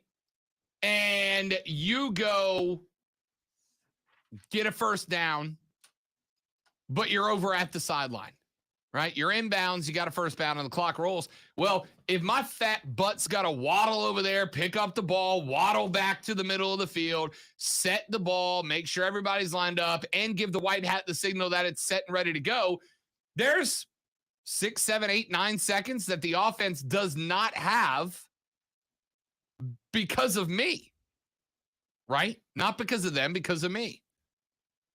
So, I probably would prefer it if the clock stops on first downs and out of bounds. But like I've said, the game is what the game is. If this is going to create a situation where when my team is following a game that goes into overtime, if this makes sure that the TV schedules flow so I don't have to miss any football, I guess that's good. I don't know. I didn't, when this broke earlier today, I genuinely asked myself the question, why do I not have a stronger reaction to this than I do, right? Like anytime there are rule changes, usually I'm like, oh, dude, don't like that. Or finally, right? We talked to you yesterday about the proposed rule change in the NFL. The Indianapolis Colts have brought a revised overtime rules proposition to the NFL Rules and Competition Committee, which would ensure that both teams get to touch the football in an overtime period. I was like, hell yeah. That's how it should have been from the beginning. Let's leave it that way. Ordinarily, when there is a rule change proposed, your boy has a reaction to it. This one, I'm just like, all right. Yeah, I guess. I don't know. I don't really have a strong reaction to it one way or the other. I wonder if you guys do. 844-GSP-ESPN. 844-477-3776. You can text us on the Preferred Home Services text line at 71307. 71307. Start your text with ESPN. Another topic for the Rules Committee this week, Lonzo, and this one I am very interested in. This one I probably could have led with because I do have a stronger reaction to it. The NCAA Rules Committee is looking into potential rules regarding faking injuries on the college football field. National Coordinator of Officials Steve Shaw told The Athletic yesterday that faking injuries is going to be a, quote, big topic, end quote, at the Rules Committee meeting, which is actually today. They start their meeting today in Indy. This is a rule change year, meaning the group can put forth its recommendations for immediate consideration from the NCAA's Playing Rules Oversight Panel, that according to The Athletic. Shaw said, quote, obviously, we want to take feigning injuries out of the game. It's a bad look for the game. It's an integrity issue. If you have a feigned injury, it garners an unmerited timeout for your team. We're really looking at what's the next step to move away from that. Here's the problem that is going to push the delay button on anything being done about this. There are situations in life where you err on the side of caution, right? There are situations in life where you err on the side of responsibility. It's the old, what's the old phrase? I'd rather 1,000 criminals go free than one innocent man be jailed, right? Sometimes you err on the side of caution. I am curious. Maybe you can answer this question. What's an injury? Exactly my point, right? Spot on, Zoe. Exactly my point. How are you going to dictate when a kid's actually injured or not? Now, I'll tell you what the easy one's going to be, and I'll tell you what's going to be proposed today. What's going to be proposed today is if there is an injury inside of X amount of time left, that player may not return to the game, right? If there's an injury inside of X amount of time left, that player may not return to the game. And then if you're a coach, if you are a coach who is telling your guys to go down, right? If you're a coach telling your guys to go down, now all of a sudden you got to make decisions. Who's my worst player out there? Or at what spot do I have the best backup to where I can tell that guy go down, and if he's barred from the game, I got the next guy up ready to go, and it doesn't hurt my defense all that much. That's going to be the question mark. It's going to be, do you start taking guys and removing them from games, especially considering we've seen plenty of times. A guy leaves a game, goes, he mildly rolled his ankle, goes out, gets all taped up. They put the concrete tape on him, and he's back out on the game 3 minutes of playtime later, right? Can you do that? Maybe they put the stipulation where you have to go in the tent in order to prove that. So then everybody just goes in the tent. I mean, sits around for a few seconds because you can't see in the tent. And they go, oh, okay, we've been in here long enough. Do you put an independent, neutral physician on both sides, right? To go, yeah, no, this guy got banged up. And again. Well, they're already there for concussions. Yep. So, I mean, you know. But here's my thing. You ever got a stinger before?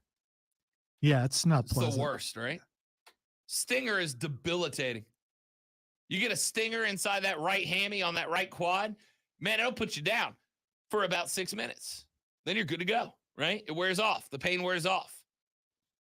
How are you going to dictate when a kid gets, you got a stinger, so you got to sit out the most critical 8 plays of the game at the very end? I don't know how you do this. Man, I'd like to see something done. I think it's one of those situations where the majority of us definitely have a guess about when a guy is feigning an injury. But the first time you start accusing kids of faking injuries and they're not, you got a problem.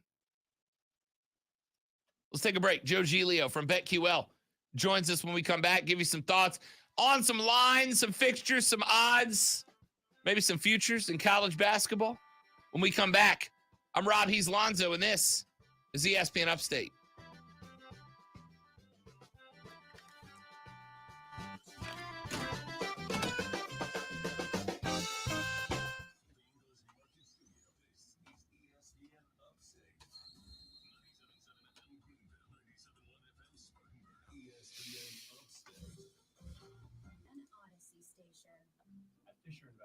Our clients know we have their backs. How do your clients know that? Because Fisher Investments is a fiduciary, the highest standard for a financial advisor. It means we're there for our clients and always put their interests first. So wait, you do it because you have to?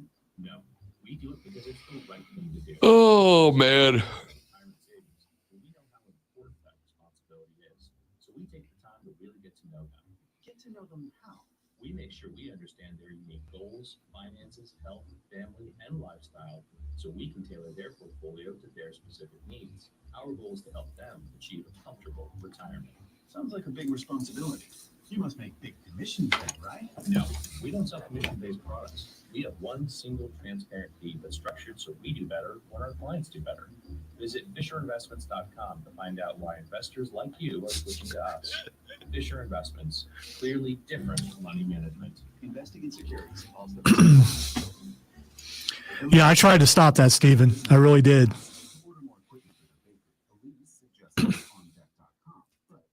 Definitely a failure. But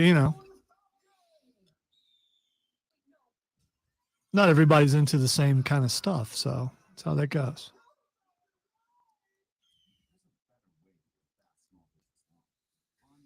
Did y'all did Fanboy Friday? I didn't want to. No, it's someone suggested it, probably Steven, and then Carter's like, "Well, should we do this?" It's like, "No, we should not do this," because I know he's not into that. Oh, he's a nerd, but he's like a card collecting nerd. Yeah. I mean, he is the big time sports nerd, but he's not into the other stuff. So.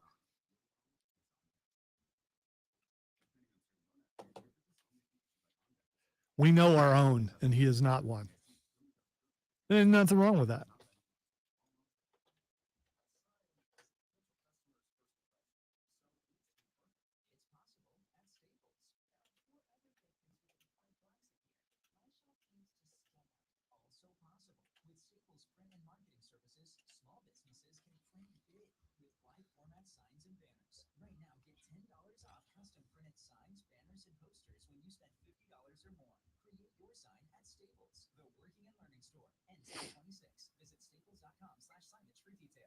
Stop by Churches for the hot-line flavor combination of our Texas tenders and shrimp meal today. It's butterfly shrimp alongside made-from-scratch Texas tenders, served spicy or original for $6. Churches, welcome to the great state of flavor. Offer valid at participating locations. Making Moves is brought to you by LinkedIn Jobs. While the 1980 U.S. Olympic hockey team gold medal victory is known as the Miracle on Ice, the 1960 team was considered just as big of an underdog. Team USA beat the top 4 seeds, Canada, the Soviet Union, Sweden, and Czechoslovakia twice. In their final game of the tournament, Would help if I dialed the right number. They scored 6 straight goals in the third period to win 9-4 to win the gold. Build your winning team today. Go to LinkedIn.com. Or maybe I did.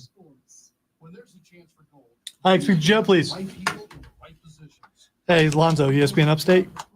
LinkedIn Jobs taps you with We have got 30 seconds because I called the wrong number, and then I called the right number, so we have a little less. So anyway, hang on.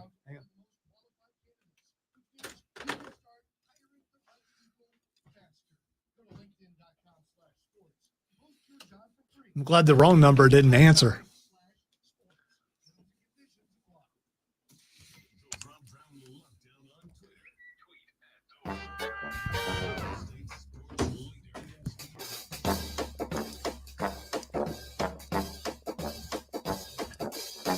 The Rob Brown Show back on your radio. It's ESPN Upstate. Rob and Lonzo and you. Happy Mardi Gras to y'all. Celebrating a little Fat Tuesday here on the show. To the phone lines we go as we do every Tuesday. Welcome in friend of the show and host of the outstanding show, BetQL Daily, which you can find at BetQL.com or on the Odyssey Podcasting Network. Our guy, Joe Giglio, joins us on the show. Happy Mardi Gras, Joe. Welcome back, big fella. Good to have you. Same to you, Rob. How you doing? Doing well, man. Doing well. I brought king cake into the office. I've got a whole bunch of beer out of New Orleans in the fridge waiting for me when I get home, and I get paid to talk about sports. How bad could my life be, Joe?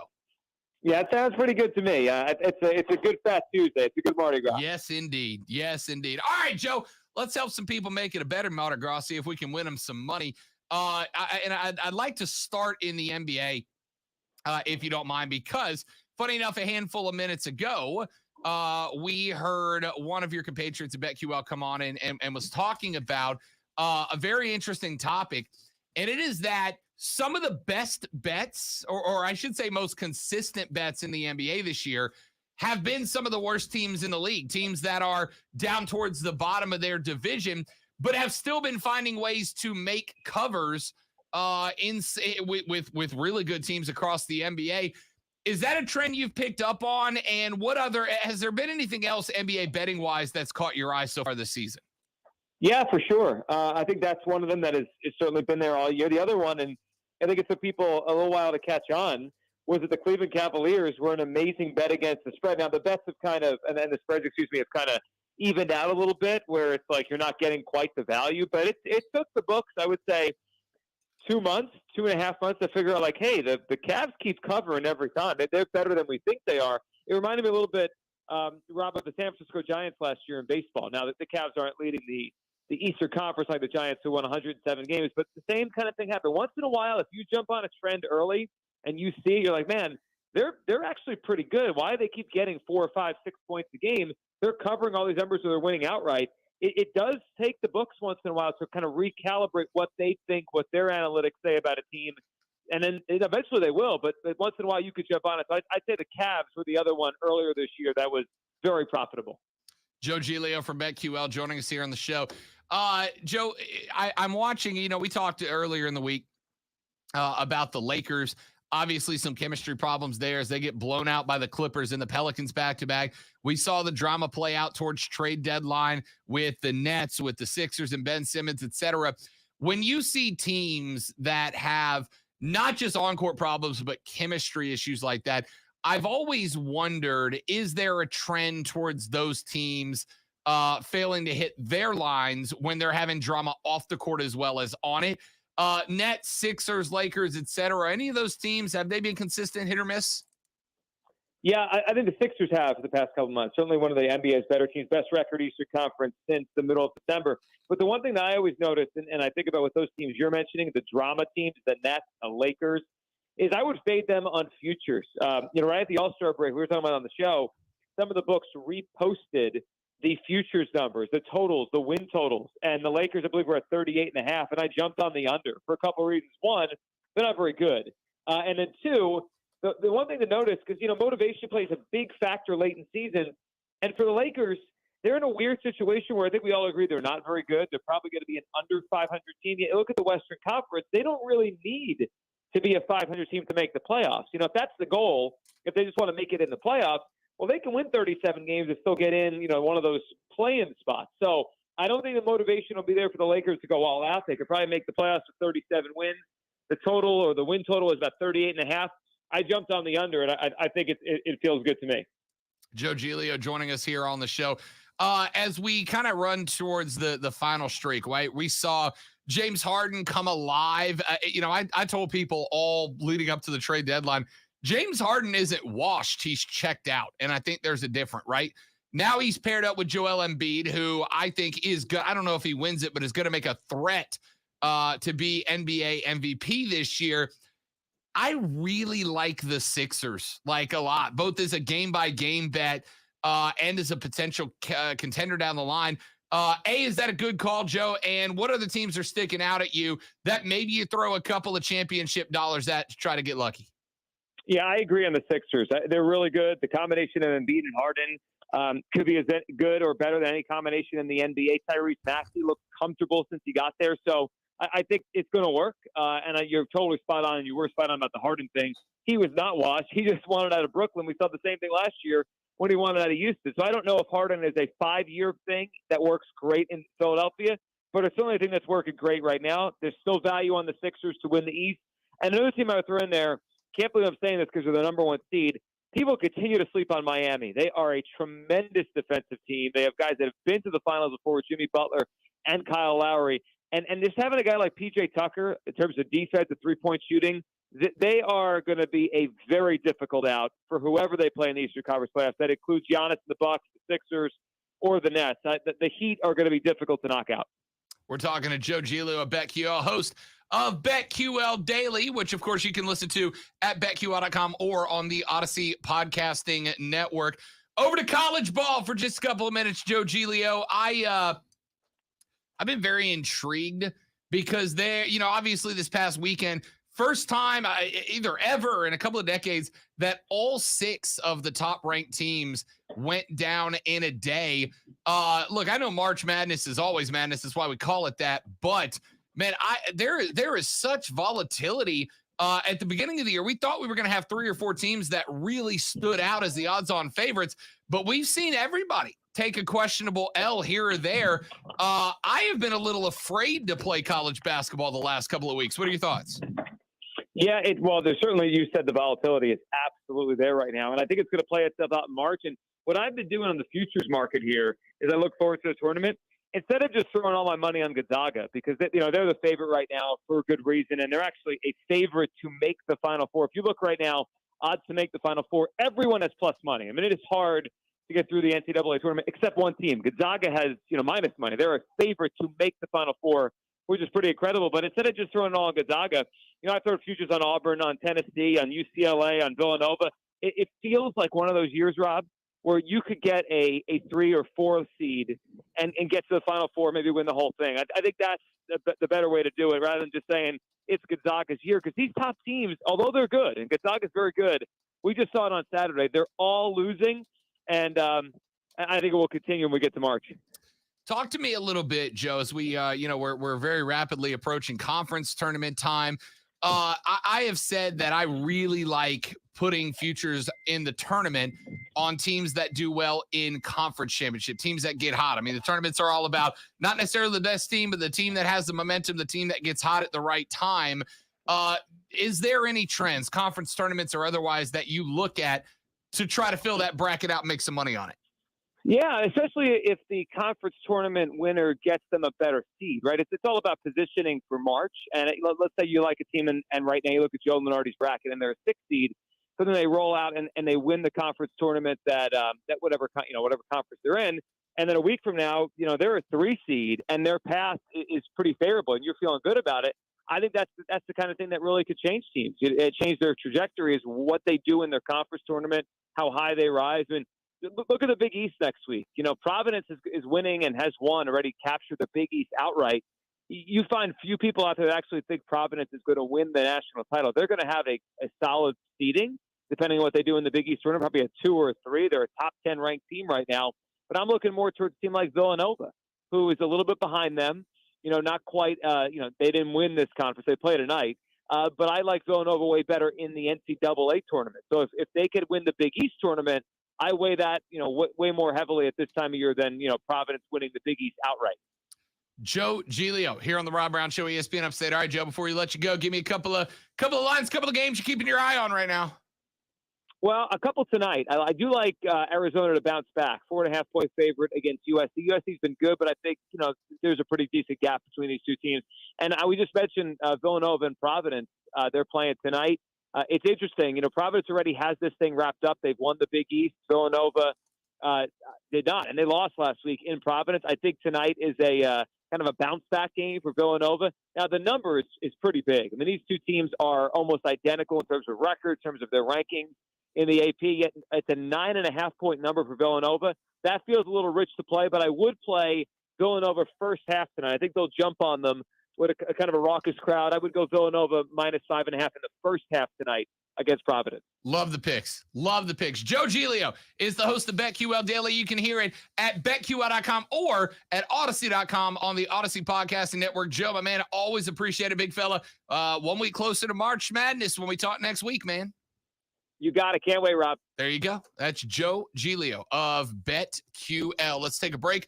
When we come back, ladies and gentlemen, we wrap up the hour with Lonzo trying a piece of king cake live on the air. How about that? That's next on the Rob Brown Show, ESPN Upstate. I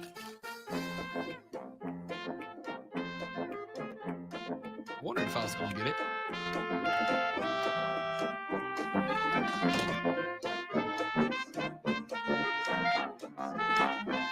There's only one version that was allowed for, that was this style that was allowed for streaming. Ba-ba-da-ba-ba.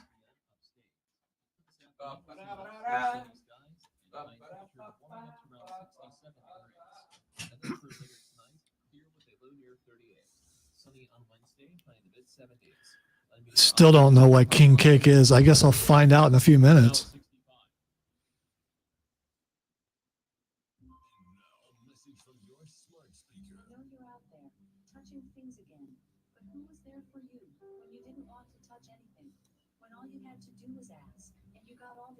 You wanted from a trusted source. Still the best way to stay in touch with upstate sports happenings. Go ahead, touch your nasty phone.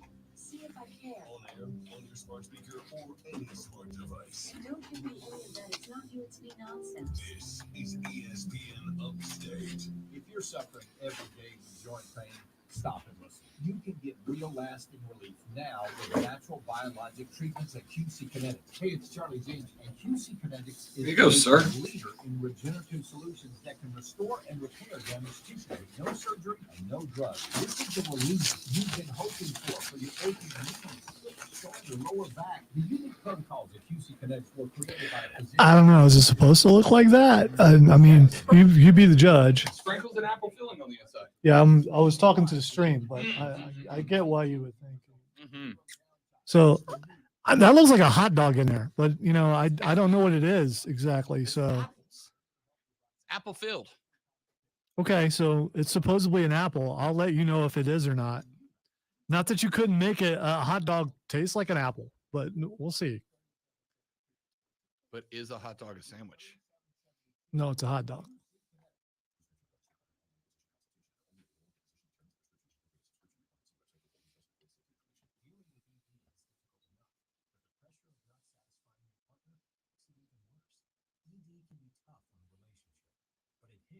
It smells really sweet. That's going to tear me up probably.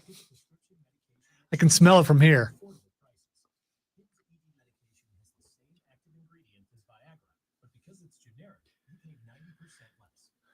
Won't be the weirdest thing I've ever taste tested on the air, so I'm good. And I know where the low bar is, and it's definitely not the low bar. The low bar is the Lucky Charms milkshake, I think it was, from Burger King. It was not good. Although Impossible Whopper kind of messed me up too. Was that any good? At first, yes. At first, yes. Later, not so much. Yeah, stomach started getting queasy like in the middle of the show because we ate it before the show. I made it through the show. One of the other guys did not, without having to visit the restroom.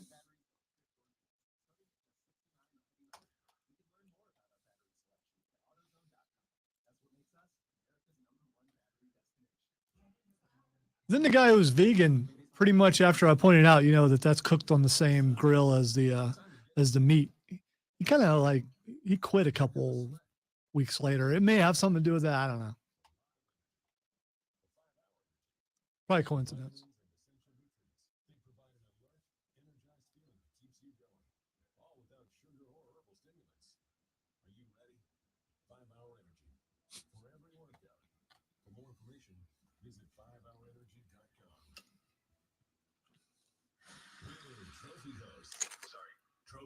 Winning hosts named the best sports talk show in South Carolina.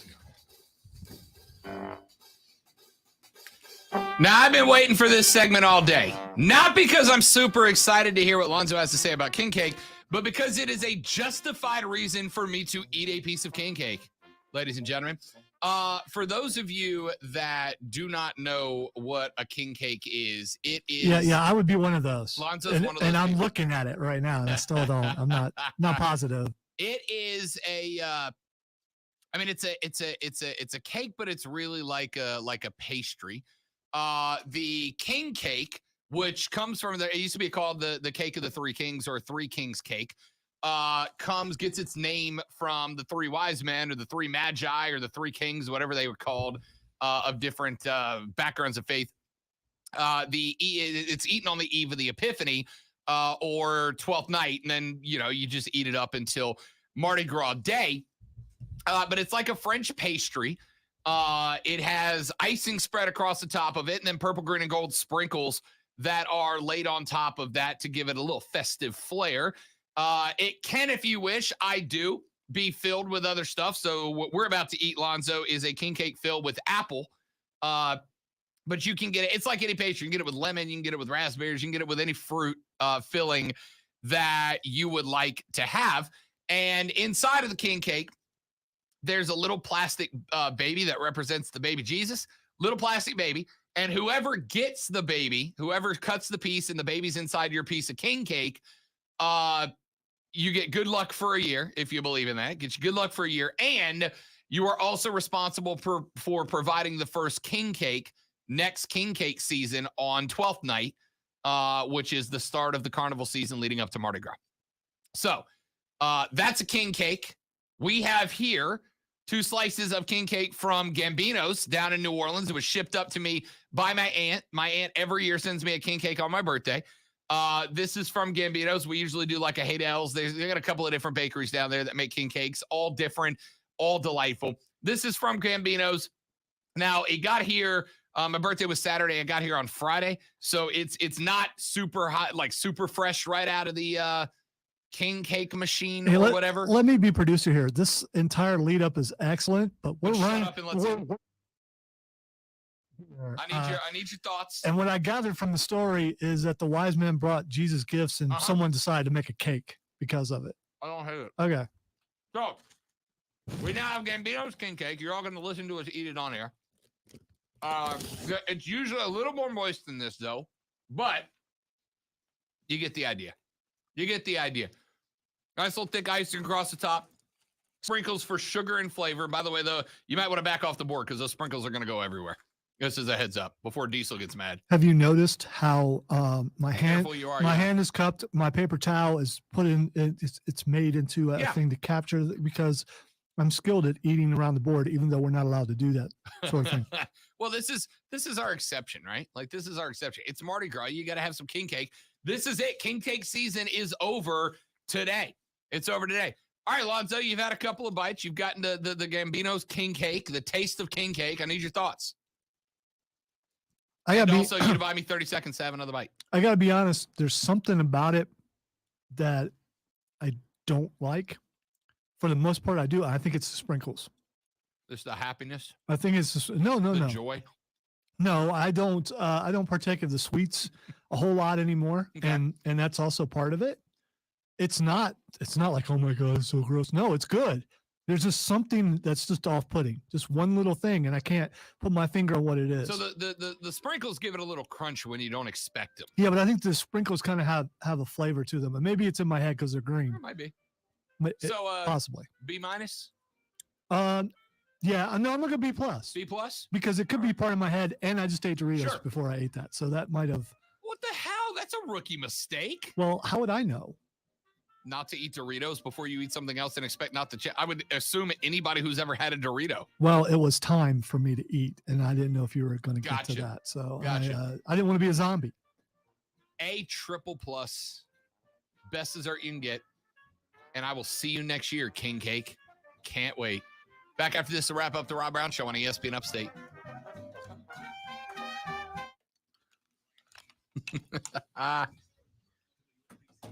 Oh, so good.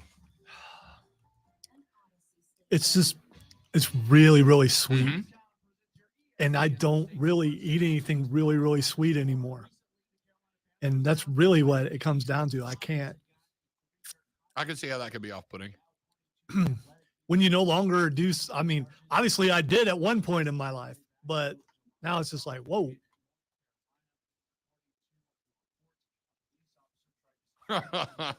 Welcome back, Nolan.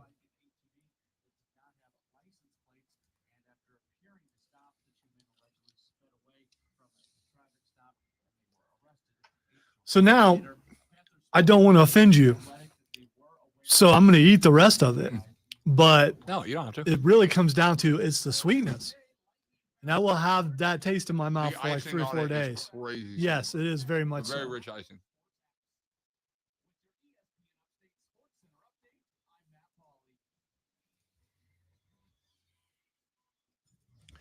By the way, I have proof that I have a problem with this sort of thing. You just watch that video I put together, and there's video of me eating a Krispy Kreme donut, and the look on my face, that's the same look I have now. Why did I think it had meat in it?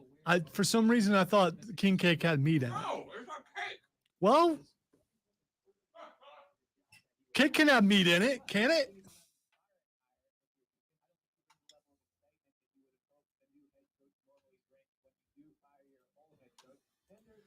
All right, so I'm going to eat the rest of it, whether I should or not. It's going to make me queasy because I feel like I'm being a bad friend if I don't.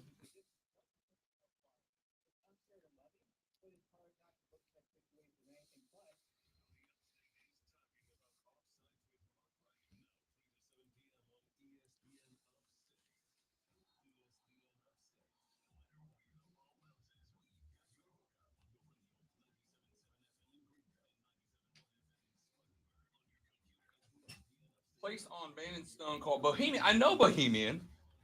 Courtney loves Bohemian. I did not know they made king cake. I feel like I fulfilled my obligation. You ate it out of duty. Actually, I did, but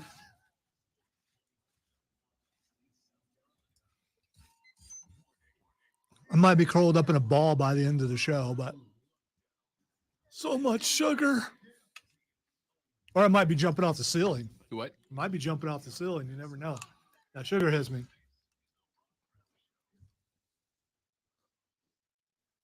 That's the most sugar Lonzo's had in 3 bites of food in years.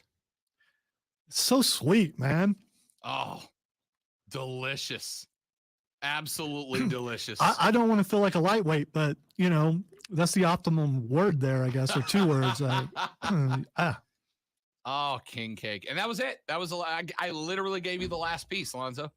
And I felt obligated to eat the whole thing, even though he suffered through it. It's not that it's unpleasant. It's just the after effect is not going to be good for me. Keegan asked, what were the thoughts on king cake? Lonzo said it's too sweet. He gave it a B+. I will tell you this. The icing that comes on a good king cake is rich and it is thick. I can usually handle in small portions, rich, especially like chocolate. But that it just had just a little something else to it that's. Oh, it's just sugar. They really push really hard together. It's like those powder things that you get as a kid that you dip something into it. And it's just sugar. It's like pouring one of those in your mouth. But of course, A ++ from me because it's the best thing. It's just the best food. I also want to point out that when Rob brings one in next year, if he does, I'll eat it again just because, you know. Good stuff, Then man. buy me the next time I eat that much sugar. All right. Here's something that we didn't get into this after the Olympics because we've had so much going on. And it's been sitting on my show prep list for the better part of a week now. And I wanted to get to it.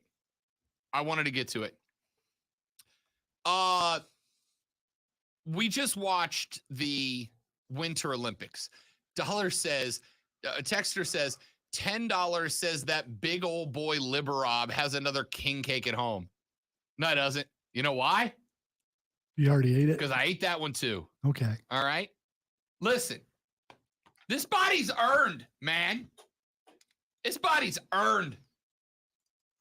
All right. So we watched the Winter Olympics. And one of the sports in the Winter Olympics is cross-country skiing, which, of course, we talked about because skiing uphill is dumb. Yeah, there's a promo about it. It's a very excellent promo. Yeah.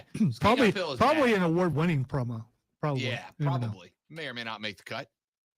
Skiing uphill is dumb and bad. And to do it for 50 kilometers is really, really bad.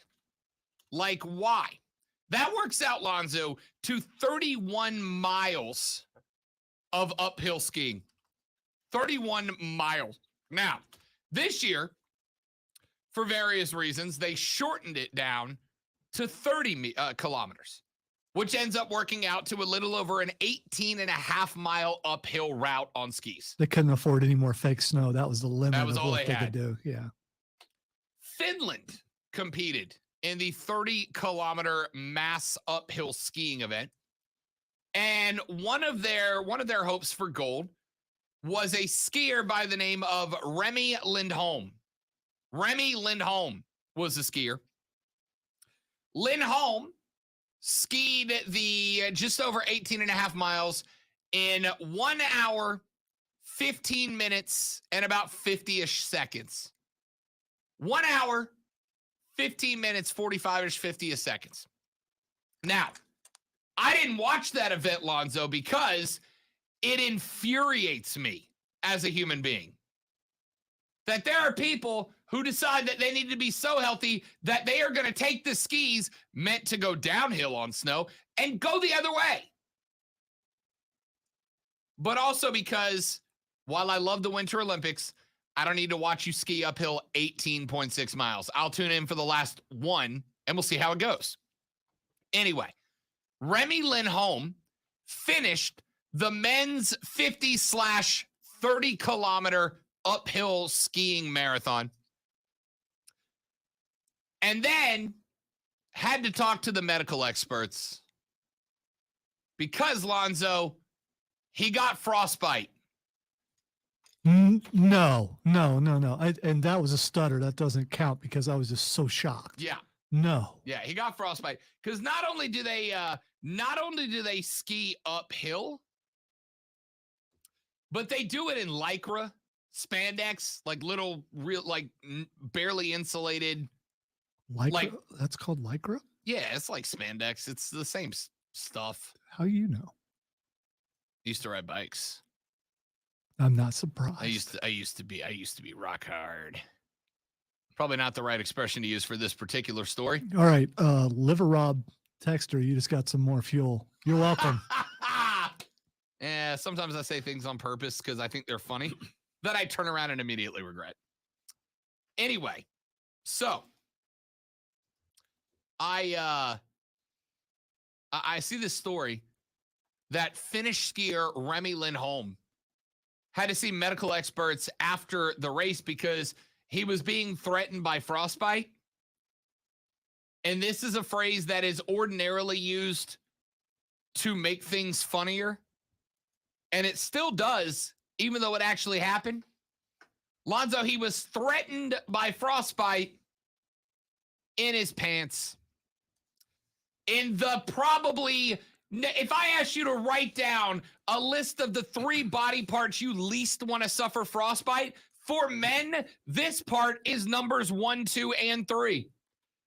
I feel vindication for all of the ridicule that I've taken these past months. Yup. Because this man nearly, and this is not a joke, lost a groin.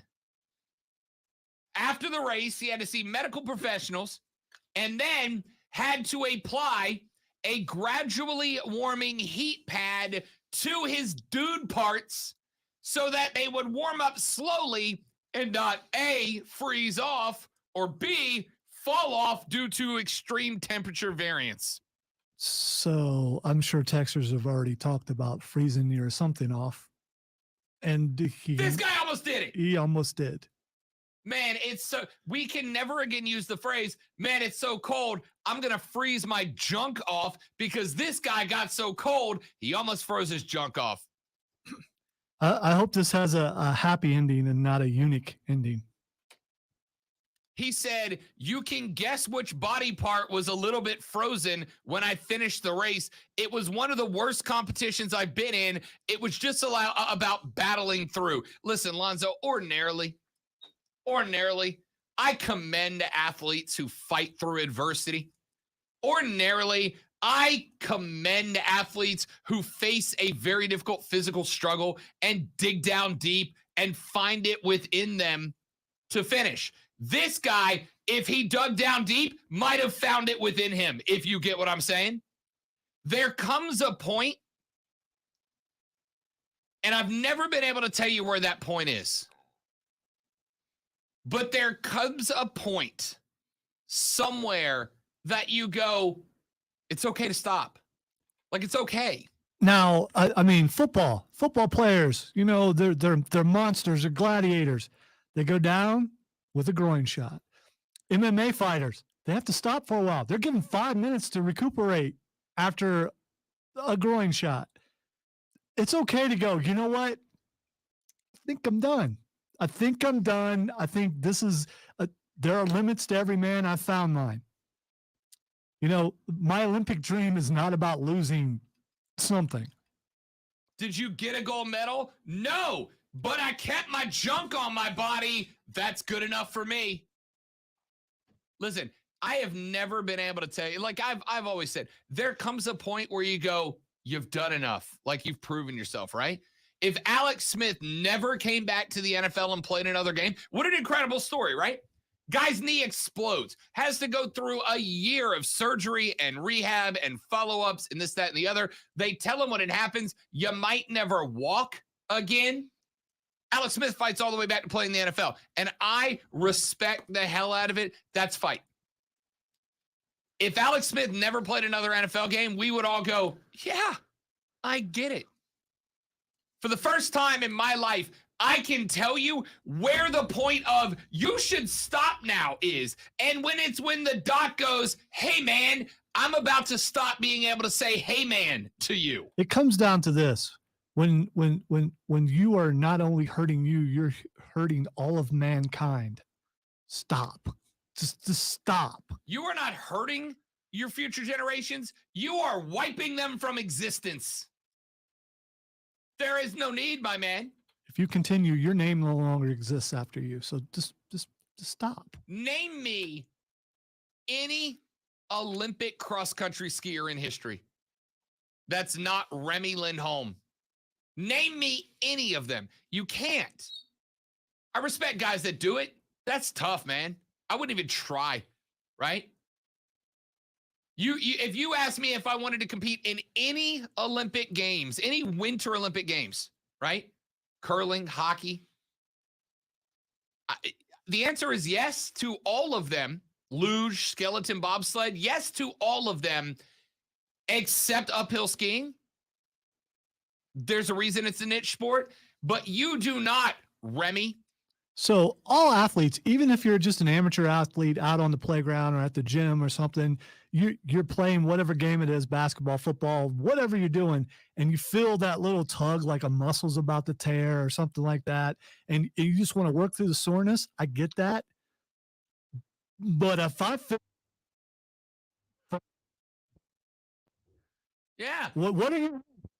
You're not putting anything. Because somewhere there is an athlete who's like, I would, it's the Olympics. I would push through it, right? I would push through it to go down in immortality. I promise you, yes, I would like to leave a legacy that I'm not right. What's the old literary phrase? You die two deaths, right? You die two deaths. Your physical death, and the second time you die is the last time someone ever says your name, right? I don't want to die the second death. I want to have my legacy live on forever. Forever. You know what I do not want? I don't want my legacy to live on forever as the first Olympian who lost his unit to cold.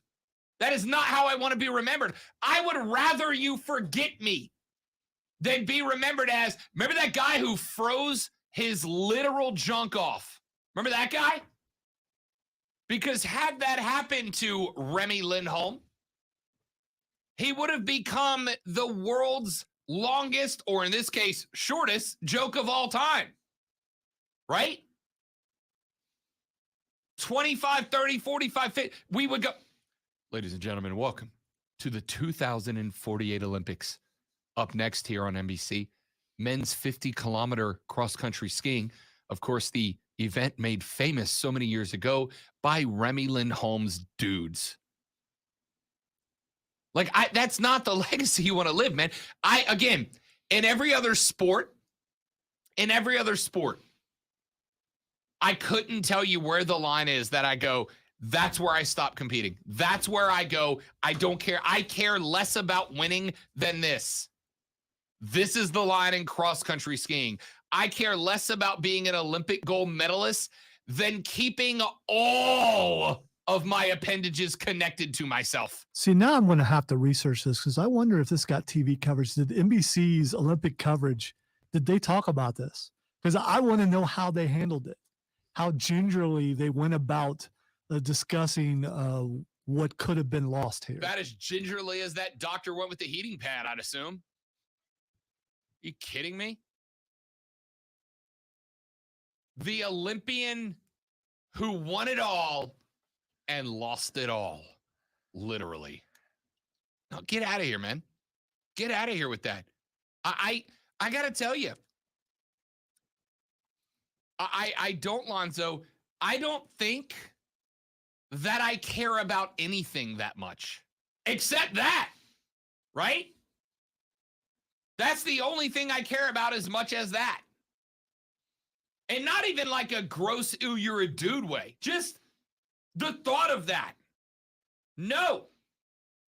I do not want to go down in history as the Olympian whose little dude froze off of him. By the way, I don't even know what place he came in because nobody cares. That's not the story. He could have been gold. He could have been dead last. It makes no difference to the story. None at all.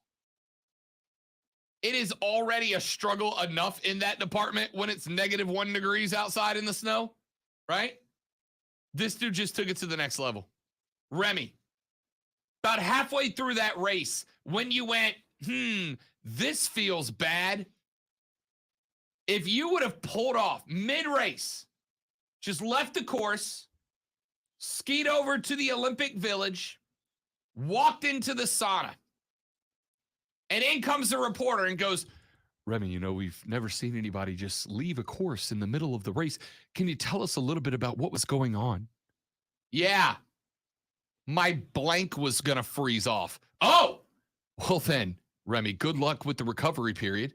We'll see you in 4 years. Enjoy the water. How come he's the only one this happened to, though? Isn't that kind of weird? It is. That was my first thought, too. Yeah. I have kind of worked on the assumption, like, if you know this is a possibility, you're like stuffing a towel down there or something, right? Then Remy realizes going commando today, bad idea. You remember what? So a number of years ago, Lawrence Tynes was a kicker for the New York Giants, right? Lawrence Tynes was a kicker for the Giants. He actually graduated from, I think, Milton High School back down where I'm from. Lawrence Tynes played for the Giants. And there was a game in New York, and I don't remember who they were playing, but they swung the camera over to Lawrence, and he was wearing breakaway. You remember the old breakaway pants with the snaps down the side? You just kind of broke them off. And my high school had them for wrestling. We'd all line up, and then before, it was. We had them in basketball. Yeah, it was pretty cool. Lawrence going full real world Tony Stark made Lonzo a pair of breakaway pants with heating coils lined into the fabric of the pants and a little battery switch on the waist. So he'd snap the pants up, click the switch, and the pants became de facto heaters, right? Like he could, and I remember when this happened on social media, and I don't remember if it was Twitter or early Facebook or what, but on social media, people started leaning in on making fun of him, right? Oh, you're weak. You're supposed to be a football player. Tough it up. Yeah, da. Y'all, I got news for you.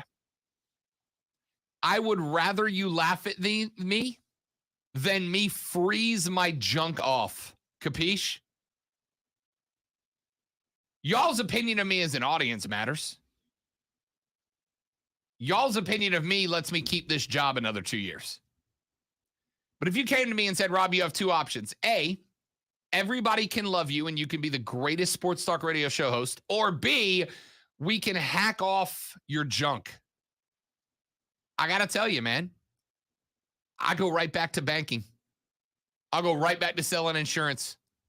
Just like that. Texture says, so Rob, you're saying Remy should have pulled out of the race before he finished? Texture says there needs to be a union for the members that suffer in the frozen Olympics. Oh, just text line's on par today. On par. Texture says there's no blanking way I'm launching myself off of that insane high jump thing.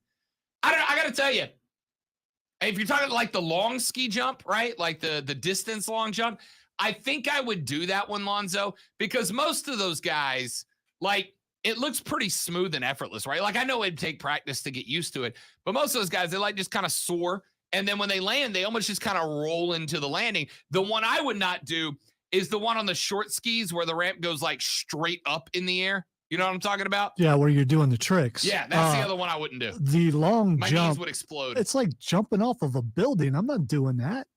No. Texture says, so Rob, primetime ESPN Sports Center, but you have to do it with no junk. Are you in? No, I'm not. I will earn my way there and keep myself intact. My mother listens to this show. Back after this on the Rob Brown Show. This is ESPN Upstate.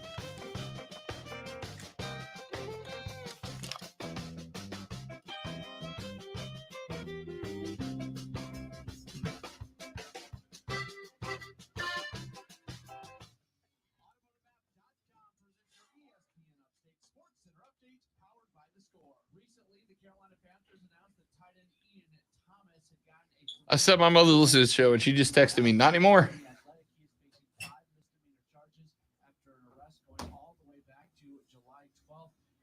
Oh, 100% they did, Keegan. 100% they did. Police officer tried to stop him and another man for riding a dirt bike and ATV that did not have license plates. And after appearing to stop, the two men allegedly sped away from a traffic stop, and they were arrested a short time later. A Panthers spokesperson told The Athletic that they were aware of the incident and notified the league when it happened. Download the Score app today. Lightning fast sports alerts so you never miss a thing. The Score app is one of North America's most popular sports apps. With your ESPN Upstate Sports Center update, I'm Matt Pauley. ESPN Upstate is your home for Furman Paladins men's basketball. Every play, every game on ESPN Upstate. 97.7 FM Greenville, 97.1 FM Spartanburg. On your computer, smart speaker, and phone on the Odyssey app. Have you booked people Do downstairs afterwards, see if they have any plain potato chips. Oh. Or salt. The jacket for this year's award show, if I'm invited back, has been ordered and arrived. Going all black with that. Very Seth Rollins like. Yep. Unless they actually have a theme that we catch before, you know, I don't know. Still might do it. like the last Still might second. have to do it. It was a shame that only like 3 guys showed up as pirates when we could have done it. I could have done a great pirate. With more expertise, more technology, and more locations closer to you. We're doing even more to help you be your healthiest man. Prisma Health, the orthopedic experts. Hey, Bobby Mack here. For 1 hour heating and air, looking for a rewarding career helping people? 1 hour heating and air is looking for people with a strong work ethic and a thirst for knowledge. With industry-leading salaries, benefits, and growth potential, 1 hour also provides ongoing training and professional development. So if you're looking for a company where you can put your skills to use and be treated like family, 1 hour heating and air wants to hear from you. Call them 864-663-6955. Golfers, the best upstate deal on golf is back and on sale now. The 2022 Upstate Golf Card gets you a round of golf at 10 premier upstate courses, and it's still only $99. Grab your foursome and get your Upstate Golf Cards now to play courses including The Rock, Greer Golf, Pebble Creek, the Club at Brookstone, Rolling Green, and more. Order at upstategolfcard.com. 10 rounds of golf for only $99. UpstateGolfCard.com. UpstateGolfCard.com. Hi, I'm Trista Crick from BetQL. Trista Crick from Why would you make that your intro to your commercial? Wagertainment. It's finding the things that get people who don't care about betting into caring about betting. Whether that's a sexual innuendo or Tony Stark being actually a supervillain, that is wagertainment. She's being silly, but you know what she does? Every time you hear this commercial, Yeah. you do that. Yeah, that's fair. So, which is exactly what you want to do for a promo. Mark, the other day when I was talking to him yesterday, he's like, do you know how many times a day I'm listening to your show? And you just randomly yell something and it just jars me back into the show. I was like, no. And that, my friend, increases your money. For more cha-ching in your pocket. Plus, when you fill up with premium at Circle K, you can save up to 20 cents per gallon. Offer valid Thursdays or Fridays at participating stores. For details, visit CircleK.com. Circle K. How convenient. Hey, Ray Mariotti here. I'd like to carry more parts at my shop, but I just don't have the room. Every time I go in the back to get wiper blades, I trip over a dusty crate of Honda air filters and bang my head on some GTO radio. TJ Motors never has that problem. They stock all the right parts at the right prices. 122 million of them, with everything from new headlights to vintage gear shifters. I can't imagine being able to stock 122 million parts. I mean, where would I get all those shelves? eBay Motors. Let's ride. This report is sponsored by Freedom Plasma. Did you know blood plasma collected by Freedom Plasma is used for several life-saving therapies? And did you know you can earn hundreds of dollars safely donating yours? Go to freedomplasma.com or call 864-377-8115. Start earning cash and saving lives.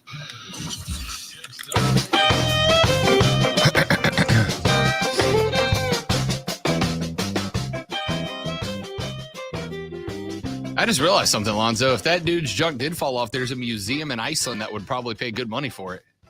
I've heard tell of this place. Jeff Passan just came for blood. Talking about the MLB lockout. The owners and players have been in the room together for about an hour and a half now. About an hour and a half. They started right around the beginning of the show. They have been in an hour and a half. Deadline is about 3.5 hours away to get a deal done or games will be canceled. Of course, I kind of find that silly because it's their decision whether or not games are going to get canceled, yeah? Like, it's their decision. But, hey, that's the deadline. It is what it is. Oh, and also they've already moved the deadline once. But, hey, it's the deadline.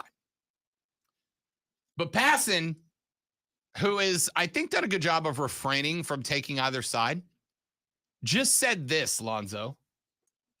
If you went and got the next 1,200 baseball players in the world, or excuse me, if you went and got the next 1,200 best players in the world, the product would suffer greatly.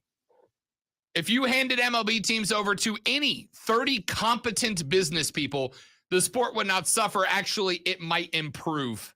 End quote. Jeff Passan's spot on, man. Just spot on. Look, I love minor league baseball. I've been going to minor league baseball as long as I've been around minor league teams. I went to the Blue Wahoos in Pensacola. I went to the Jacksonville Jumbo Shrimp when I lived there. One of the very few joys that I got in Jacksonville was going by myself to a baseball game. I go to drive games here. Love minor league baseball. But if you've spent any time watching MLB versus minor league ball, you can pretty much see the world of difference between MLB ball and any league anywhere at a lower level, right? And I genuinely believe the flip side is true. Don't get me wrong. MLB has done great things for MLB, right? Revenue has been increasing for MLB. Player pay has not. That's the core of this whole argument. Player earnings have gone down while MLB revenue and team revenue as a whole has been going up. It's that simple. Somebody put up a really interesting graphic earlier today that listed, I think, 7 teams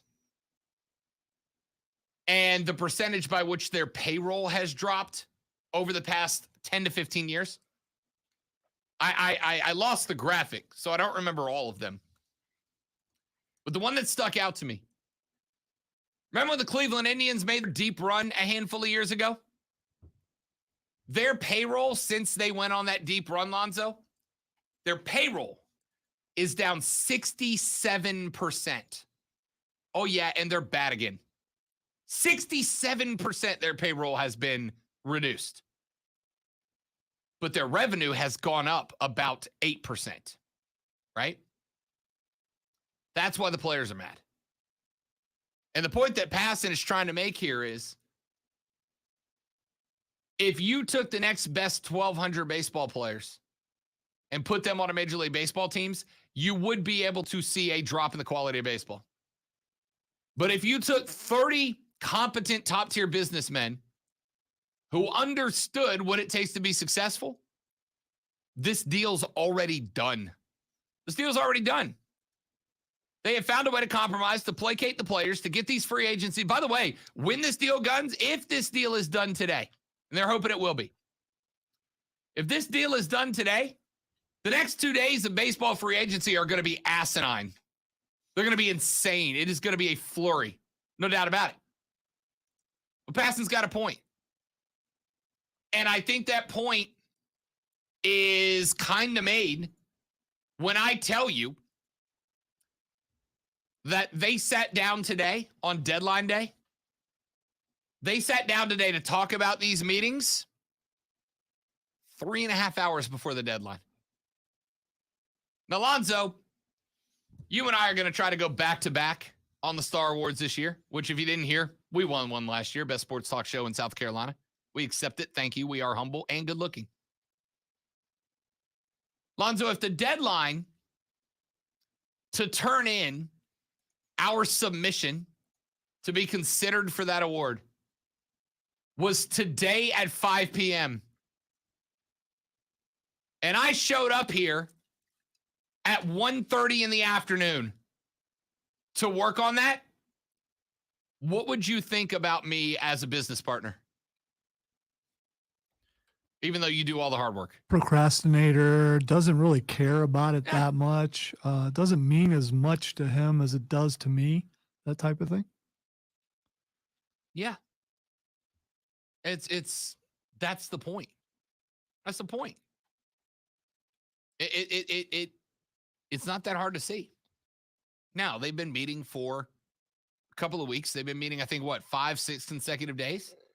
But it's deadline day, and y'all telling me y'all gonna get together at noon when the agreement's got to be signed by 5 p.m. and y'all are worlds apart still. I don't get it, man. I don't get it. Texture says, how have player earnings gone down? The minimum salary is mandated by the collective bargaining agreement. Payroll isn't the same as salary. The players agree to a pay cut if earnings went down, ? Nope, not one penny. So owners have to get whatever they can now. Yeah, of course the owners are trying to get whatever they can now. And the players are trying to get whatever they can now.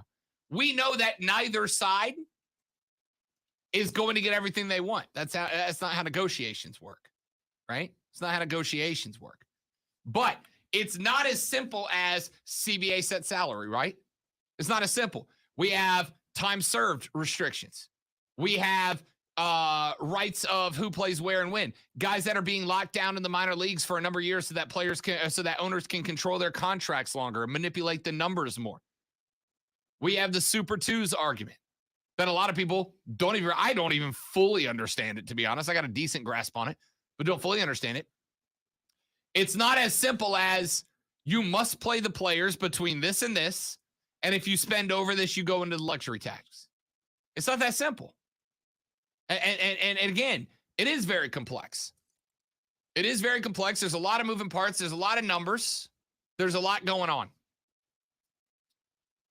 That's why it's taking so long.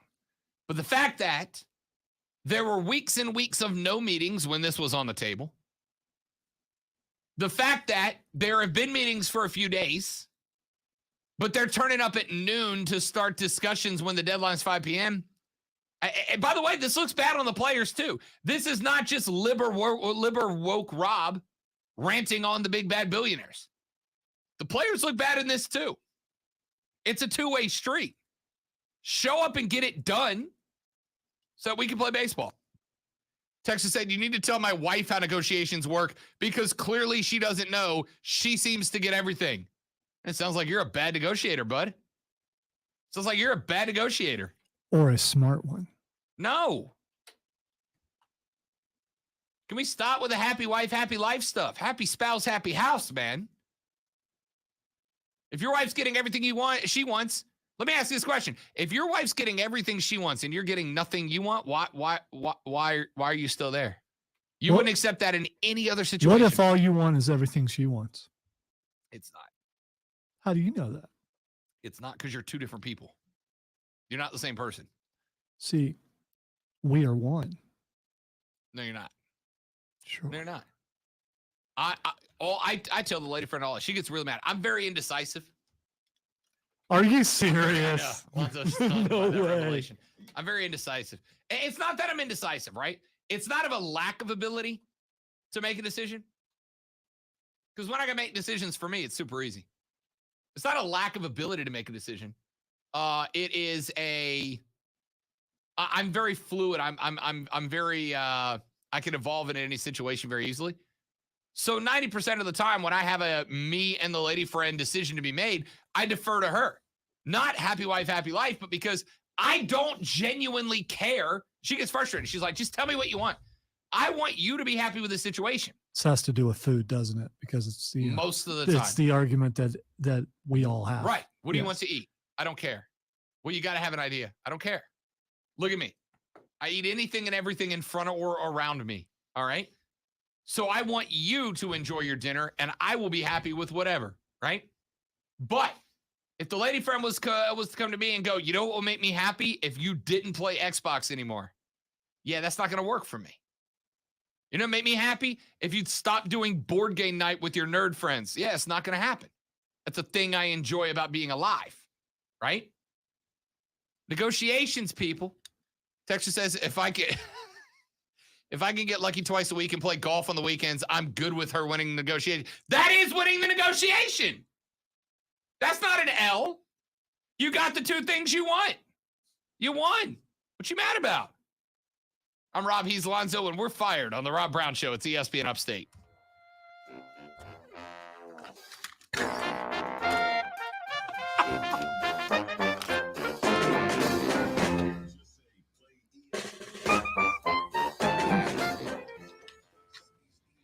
Y'all, can you believe there are people out there who don't like this show? Unfathomable. I'm trying to figure out a good way to answer what my wife just said. So. Yeah, yes, Miss Lisa. Oh, I have to go to the bathroom, but this is an important conversation. I don't care is a genuine answer, right? Because Rush, if you choose not to decide, you still have made a choice. But if I said to you, Lonzo, what's your favorite kind of pizza? Yes. Okay. If I said to Lonzo, you may have a Supreme pizza or a meat lover's pizza. Do you have a preference? No, not really. Right. I don't care. You don't care. I don't care. Yeah. So if Miss Lisa prefers the Supreme, right? And she wants the Supreme pizza, if she gets the Supreme pizza, she's happy because she got the pizza she wants. And Lonzo's still happy because not only did he get a pizza he's happy with, but his wife's happy on top of it.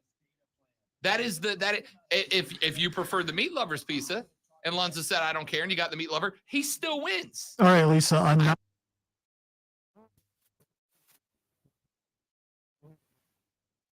Yeah, what kind of pizza do you want? And I went. Just sit there. Yeah, that's a non-answer. That's a non-answer.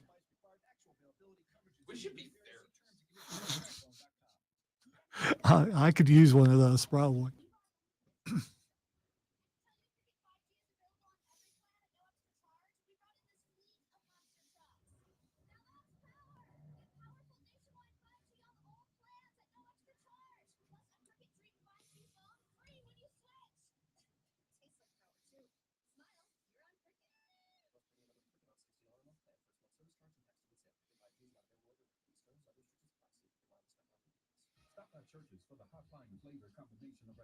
I was going to use Adam and Eve as a reference, but that's not a good point because Eve wanted Adam to eat something he shouldn't have. So yeah, there's that.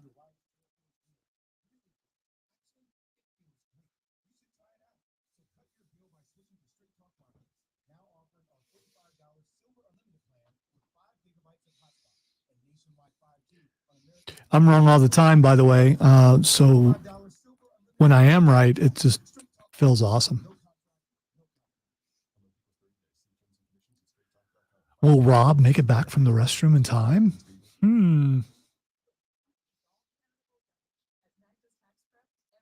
Gotta say, I'm a little worried.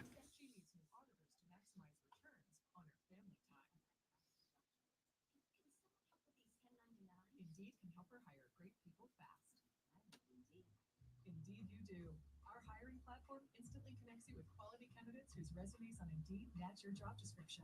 Visit Indeed.com/credit and get $75 towards your first. And the answer would be no. He didn't make it back in time.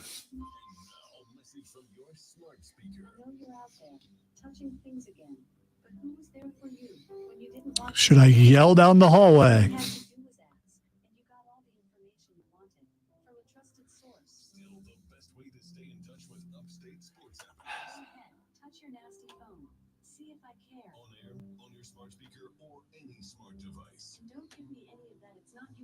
This is ESPN Upstate. Greenberg is back on ESPN Upstate. So, whoever you were talking to, don't do that again. What? Sound like you were talking to someone in the hallway. I was talking to Diesel. Why? Because you're a minute and a half late. A minute and a half? Yes. No way. How short was that break? The break was the normal length of time. No. Oh, because I talked to Miss Lisa before I left. Yes. That's what it was. Yes. Sorry. I walked out of there and thought I ever got I mean, so right now the only people who know that you were late are stream. I could I'll have say just, me, you, and everybody on the I stream. do well. I could have come back and Ass started talking and going, okay.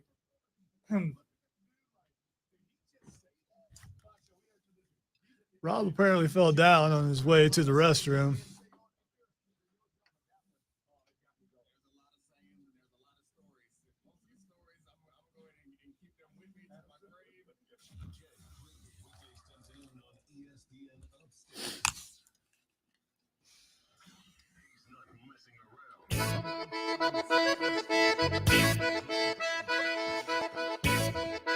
All right, real quick, throw this out there.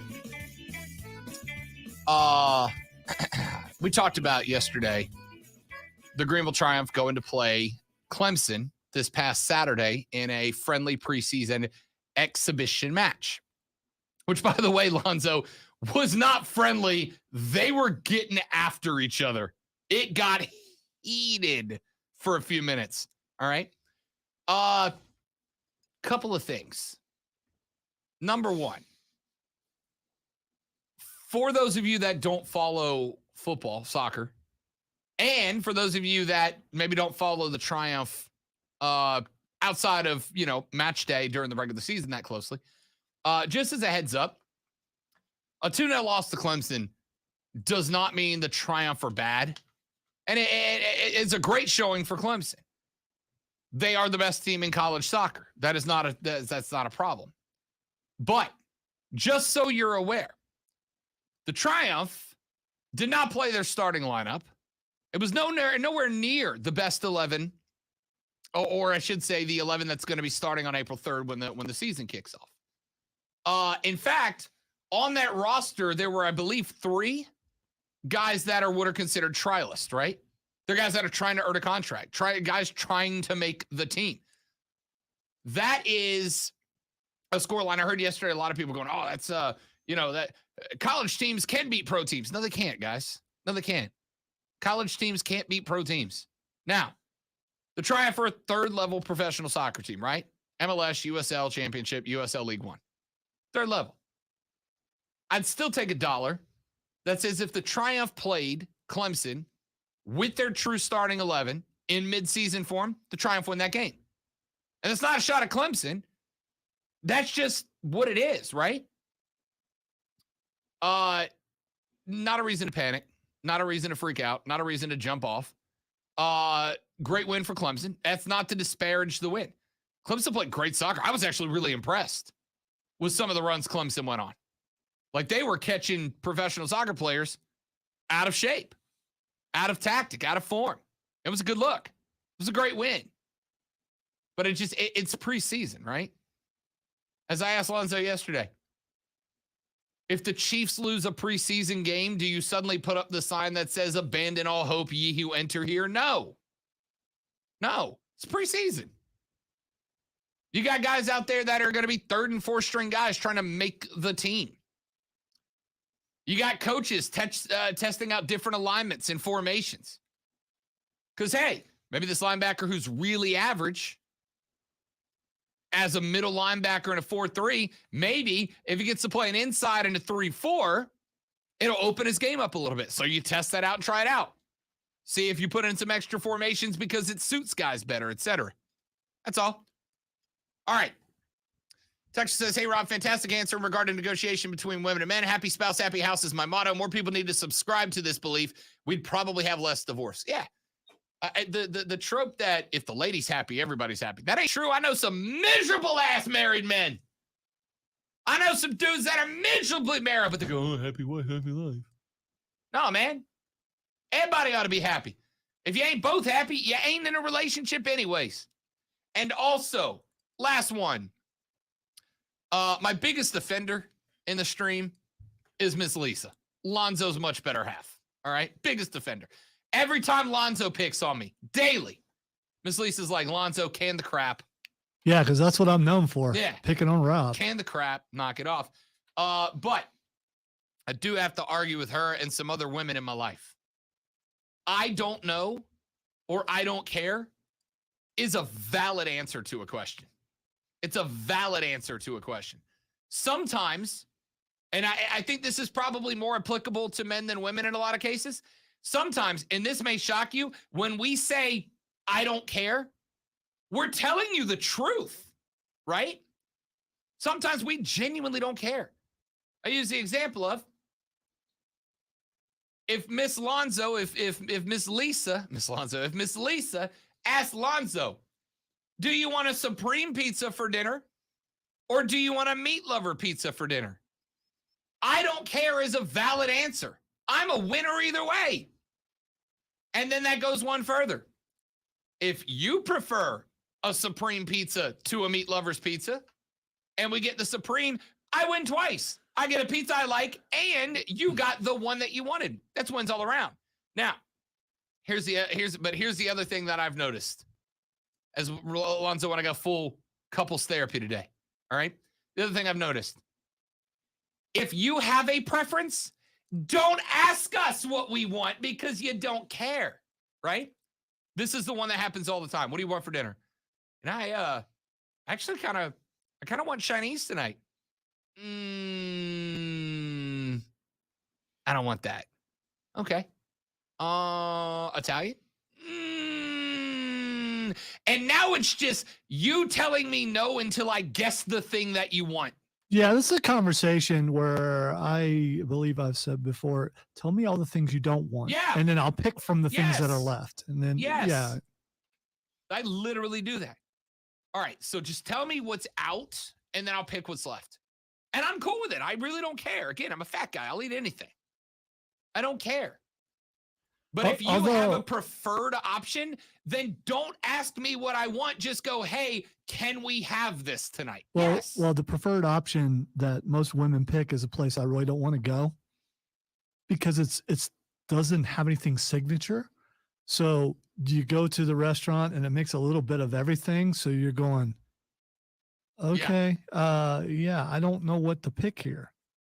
See, there are places that I don't like to go. Yeah, one of them has a catchy song, or not catchy. That would be the place that I'm talking about.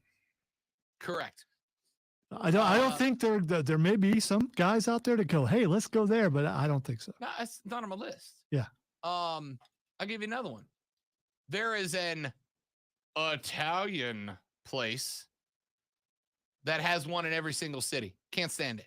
Right? If I want Italian, I'm going to go to a local Italian place and get Italian food made by people who know how to cook Italian food, not basically expensive ass frozen pasta. Right? If that's where you want to go, then just say, I want to go to that place because I'm never going to list it. And then why don't you ever take, because it sucks. So I don't want to go there. I just want to point out, we're not afraid of those places. We're just not giving them free plugs. Right. Just go to a good, all right. That's enough of this. Let's take a break. Come back. Yeah, you've got me in enough trouble. Thanks, Rob. Twitter Trending Topics wraps up our Mardi Gras Tuesday show next on The Rob Brown Show, ESPN Upstate.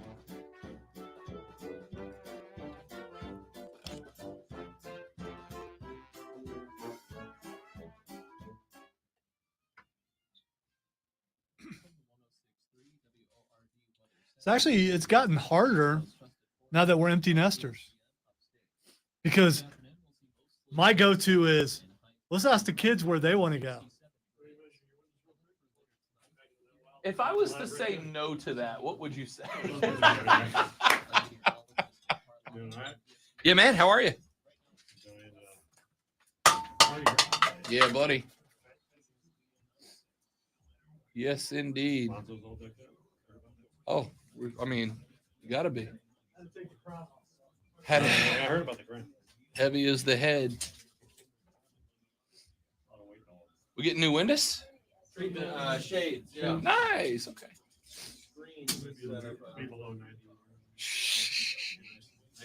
Us fat guys sweat a lot, pal. You know, I've never realized that those windows are divided differently from They each come other. like this too. So it's It's real easy to hit your head on them. Even when you've been in the building 20 years and you know they're like that, I still will hit my head on occasion.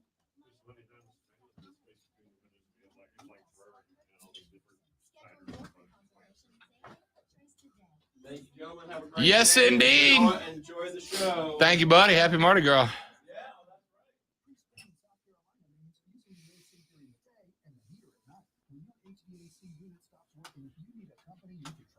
Priority Heating and Air HVAC specialist will give your system a thorough checkup. And if you need a new unit, Priority Heating and Air is a proud distributor of the Coleman line of HVAC systems. So keep your family or business comfortable and give Priority Heating and Air a call today at 591-1847 or find them online, Priority Heating and Air HVAC.com.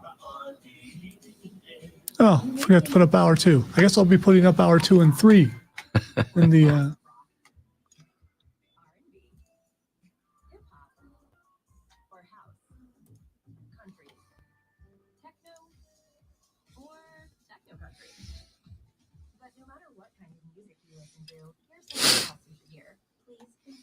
Vaccinated.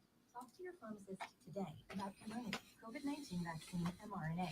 This message brought to you by BioNTech and Pfizer. This is a metaphor for your business's journey. Sometimes it feels like the world is throwing everything it has at you. And to succeed, you need someone to guide you through. That's what Dell Technologies advisors do. They have the Windows PCs and tech advice to help you navigate whatever challenges you're up against and get you safely to where you want to be. Call an advisor today at 877-ASK-DELL. That's 877-ASK-DELL. A start to a simpler experience with Windows 11 Pro. Welcome to AutoZone. What are you working on today? Starting trouble. No one likes that. We'll get you set up for some stronger starts. You might just need a fresh charge, and we'll take care of that free of charge. But if it is time for a new battery, we've got replacement batteries that will fit your needs, starting at just $69.99. You can learn more about our battery selection at AutoZone.com. That's what makes us America's #1 battery destination. Claim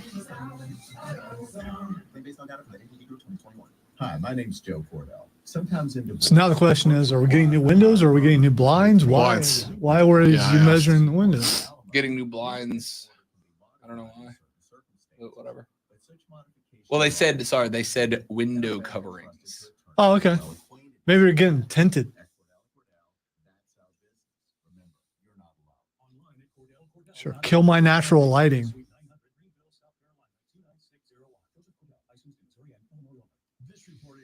Maybe like in here, it'll just be like our silhouettes on the window. I want fat heads of us that we just. I think you can make custom fat heads made. You can, and I have not ruled it out yet.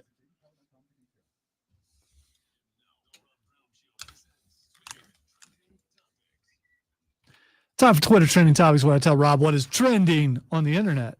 It has nothing to do with food. All right. The first thing that's trending is Disney Plus. We talked about it. It's kind of weird. This is like the longest lull between big projects coming out from Disney Plus that we have seen in a while. What do we got till the end of March before the next round? What is it? Moon Knight drops next, and then She-Hulk, I think. Yeah. The reason why it's trending. Prices are going up. No. Oh, okay. No, not actually. It's something that some people, the Marvel shows that left Netflix are coming to Disney Plus. Let's go. Don't be edited. March 16th. Don't be edited, because I would watch Daredevil again. So I watch Punisher again. I still haven't seen season 3 of Daredevil. Yeah, it's a strong ending. Is it? Okay. It's a strong ending. All right. Strong ending, and the door is left. I can't say anything. The door is left open for things. Okay. Let's put it that way. The next thing that's trending is Guardians of the Galaxy. I will absolutely take a Star-Lord Thor buddy cop movie. All right, I'm not trying to stump you or anything. It's just the I stuff haven't that's been on Twitter happening. today, But this just dropped.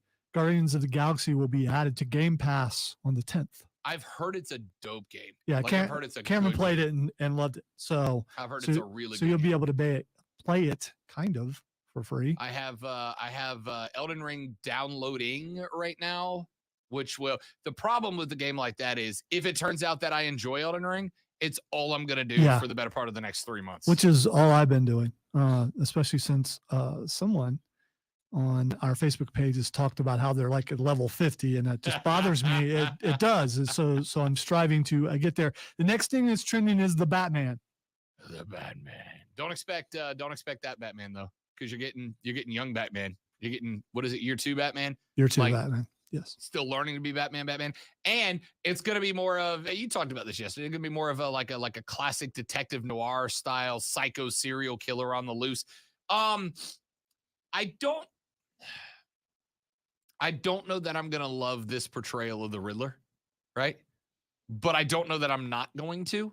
After seeing the portrayal of the Riddler in the Titans series, this one will be okay with, which was not a bad, but it was definitely a different depiction. The reason why it's trending is it will not be shown in Russia. They just pulled it, and so they're not going to show it in Russia. That's what you get, Russia. Yeah, That's what you get. So there, you don't get Batman. Yeah. Let's stop. Get off that crazy train, and then you can have Batman. All right, we have time for I think one more, and that would be Becky Lynch. Whoa. What? I've lost so much steam with Becky. Like, Becky Lynch, the man, was my favorite wrestling character in years. Becky Lynch, Lady Stone Cold, was my favorite wrestling character in years. And then they VKM'd her. And it's just, I don't know, man. All right, Tayshawn's killing me now. He's saying he's level 61. Okay. Not a competition, apparently. You know good and damn well tonight you're going to be leveling up on the grind. I ain't going to make it to 61. You ain't played it yet. So Becky Lynch is trending because of the pictures and video of where she got hair whipped and by Bianca last night on Raw. Oh, she got it because she got it once a couple of years ago. This is brutal. Yeah. And that hair whip is no joke. Well, she brought it on herself. Yeah, I know. Oh! Yeah, I know. She brought it on herself. Oh! And just think about it. She had to agree to that, sort of, I guess. Golly. I don't like. Between that and frozen groin, dude, I don't like my job as much as either one of them apparently do. That's it for us, y'all. Happy Mardi Gras. Laissez, temps, rouler. We'll see you back here tomorrow for another rousing rendition of the Rob Brown Show on ESPN Upstate. Later, brother.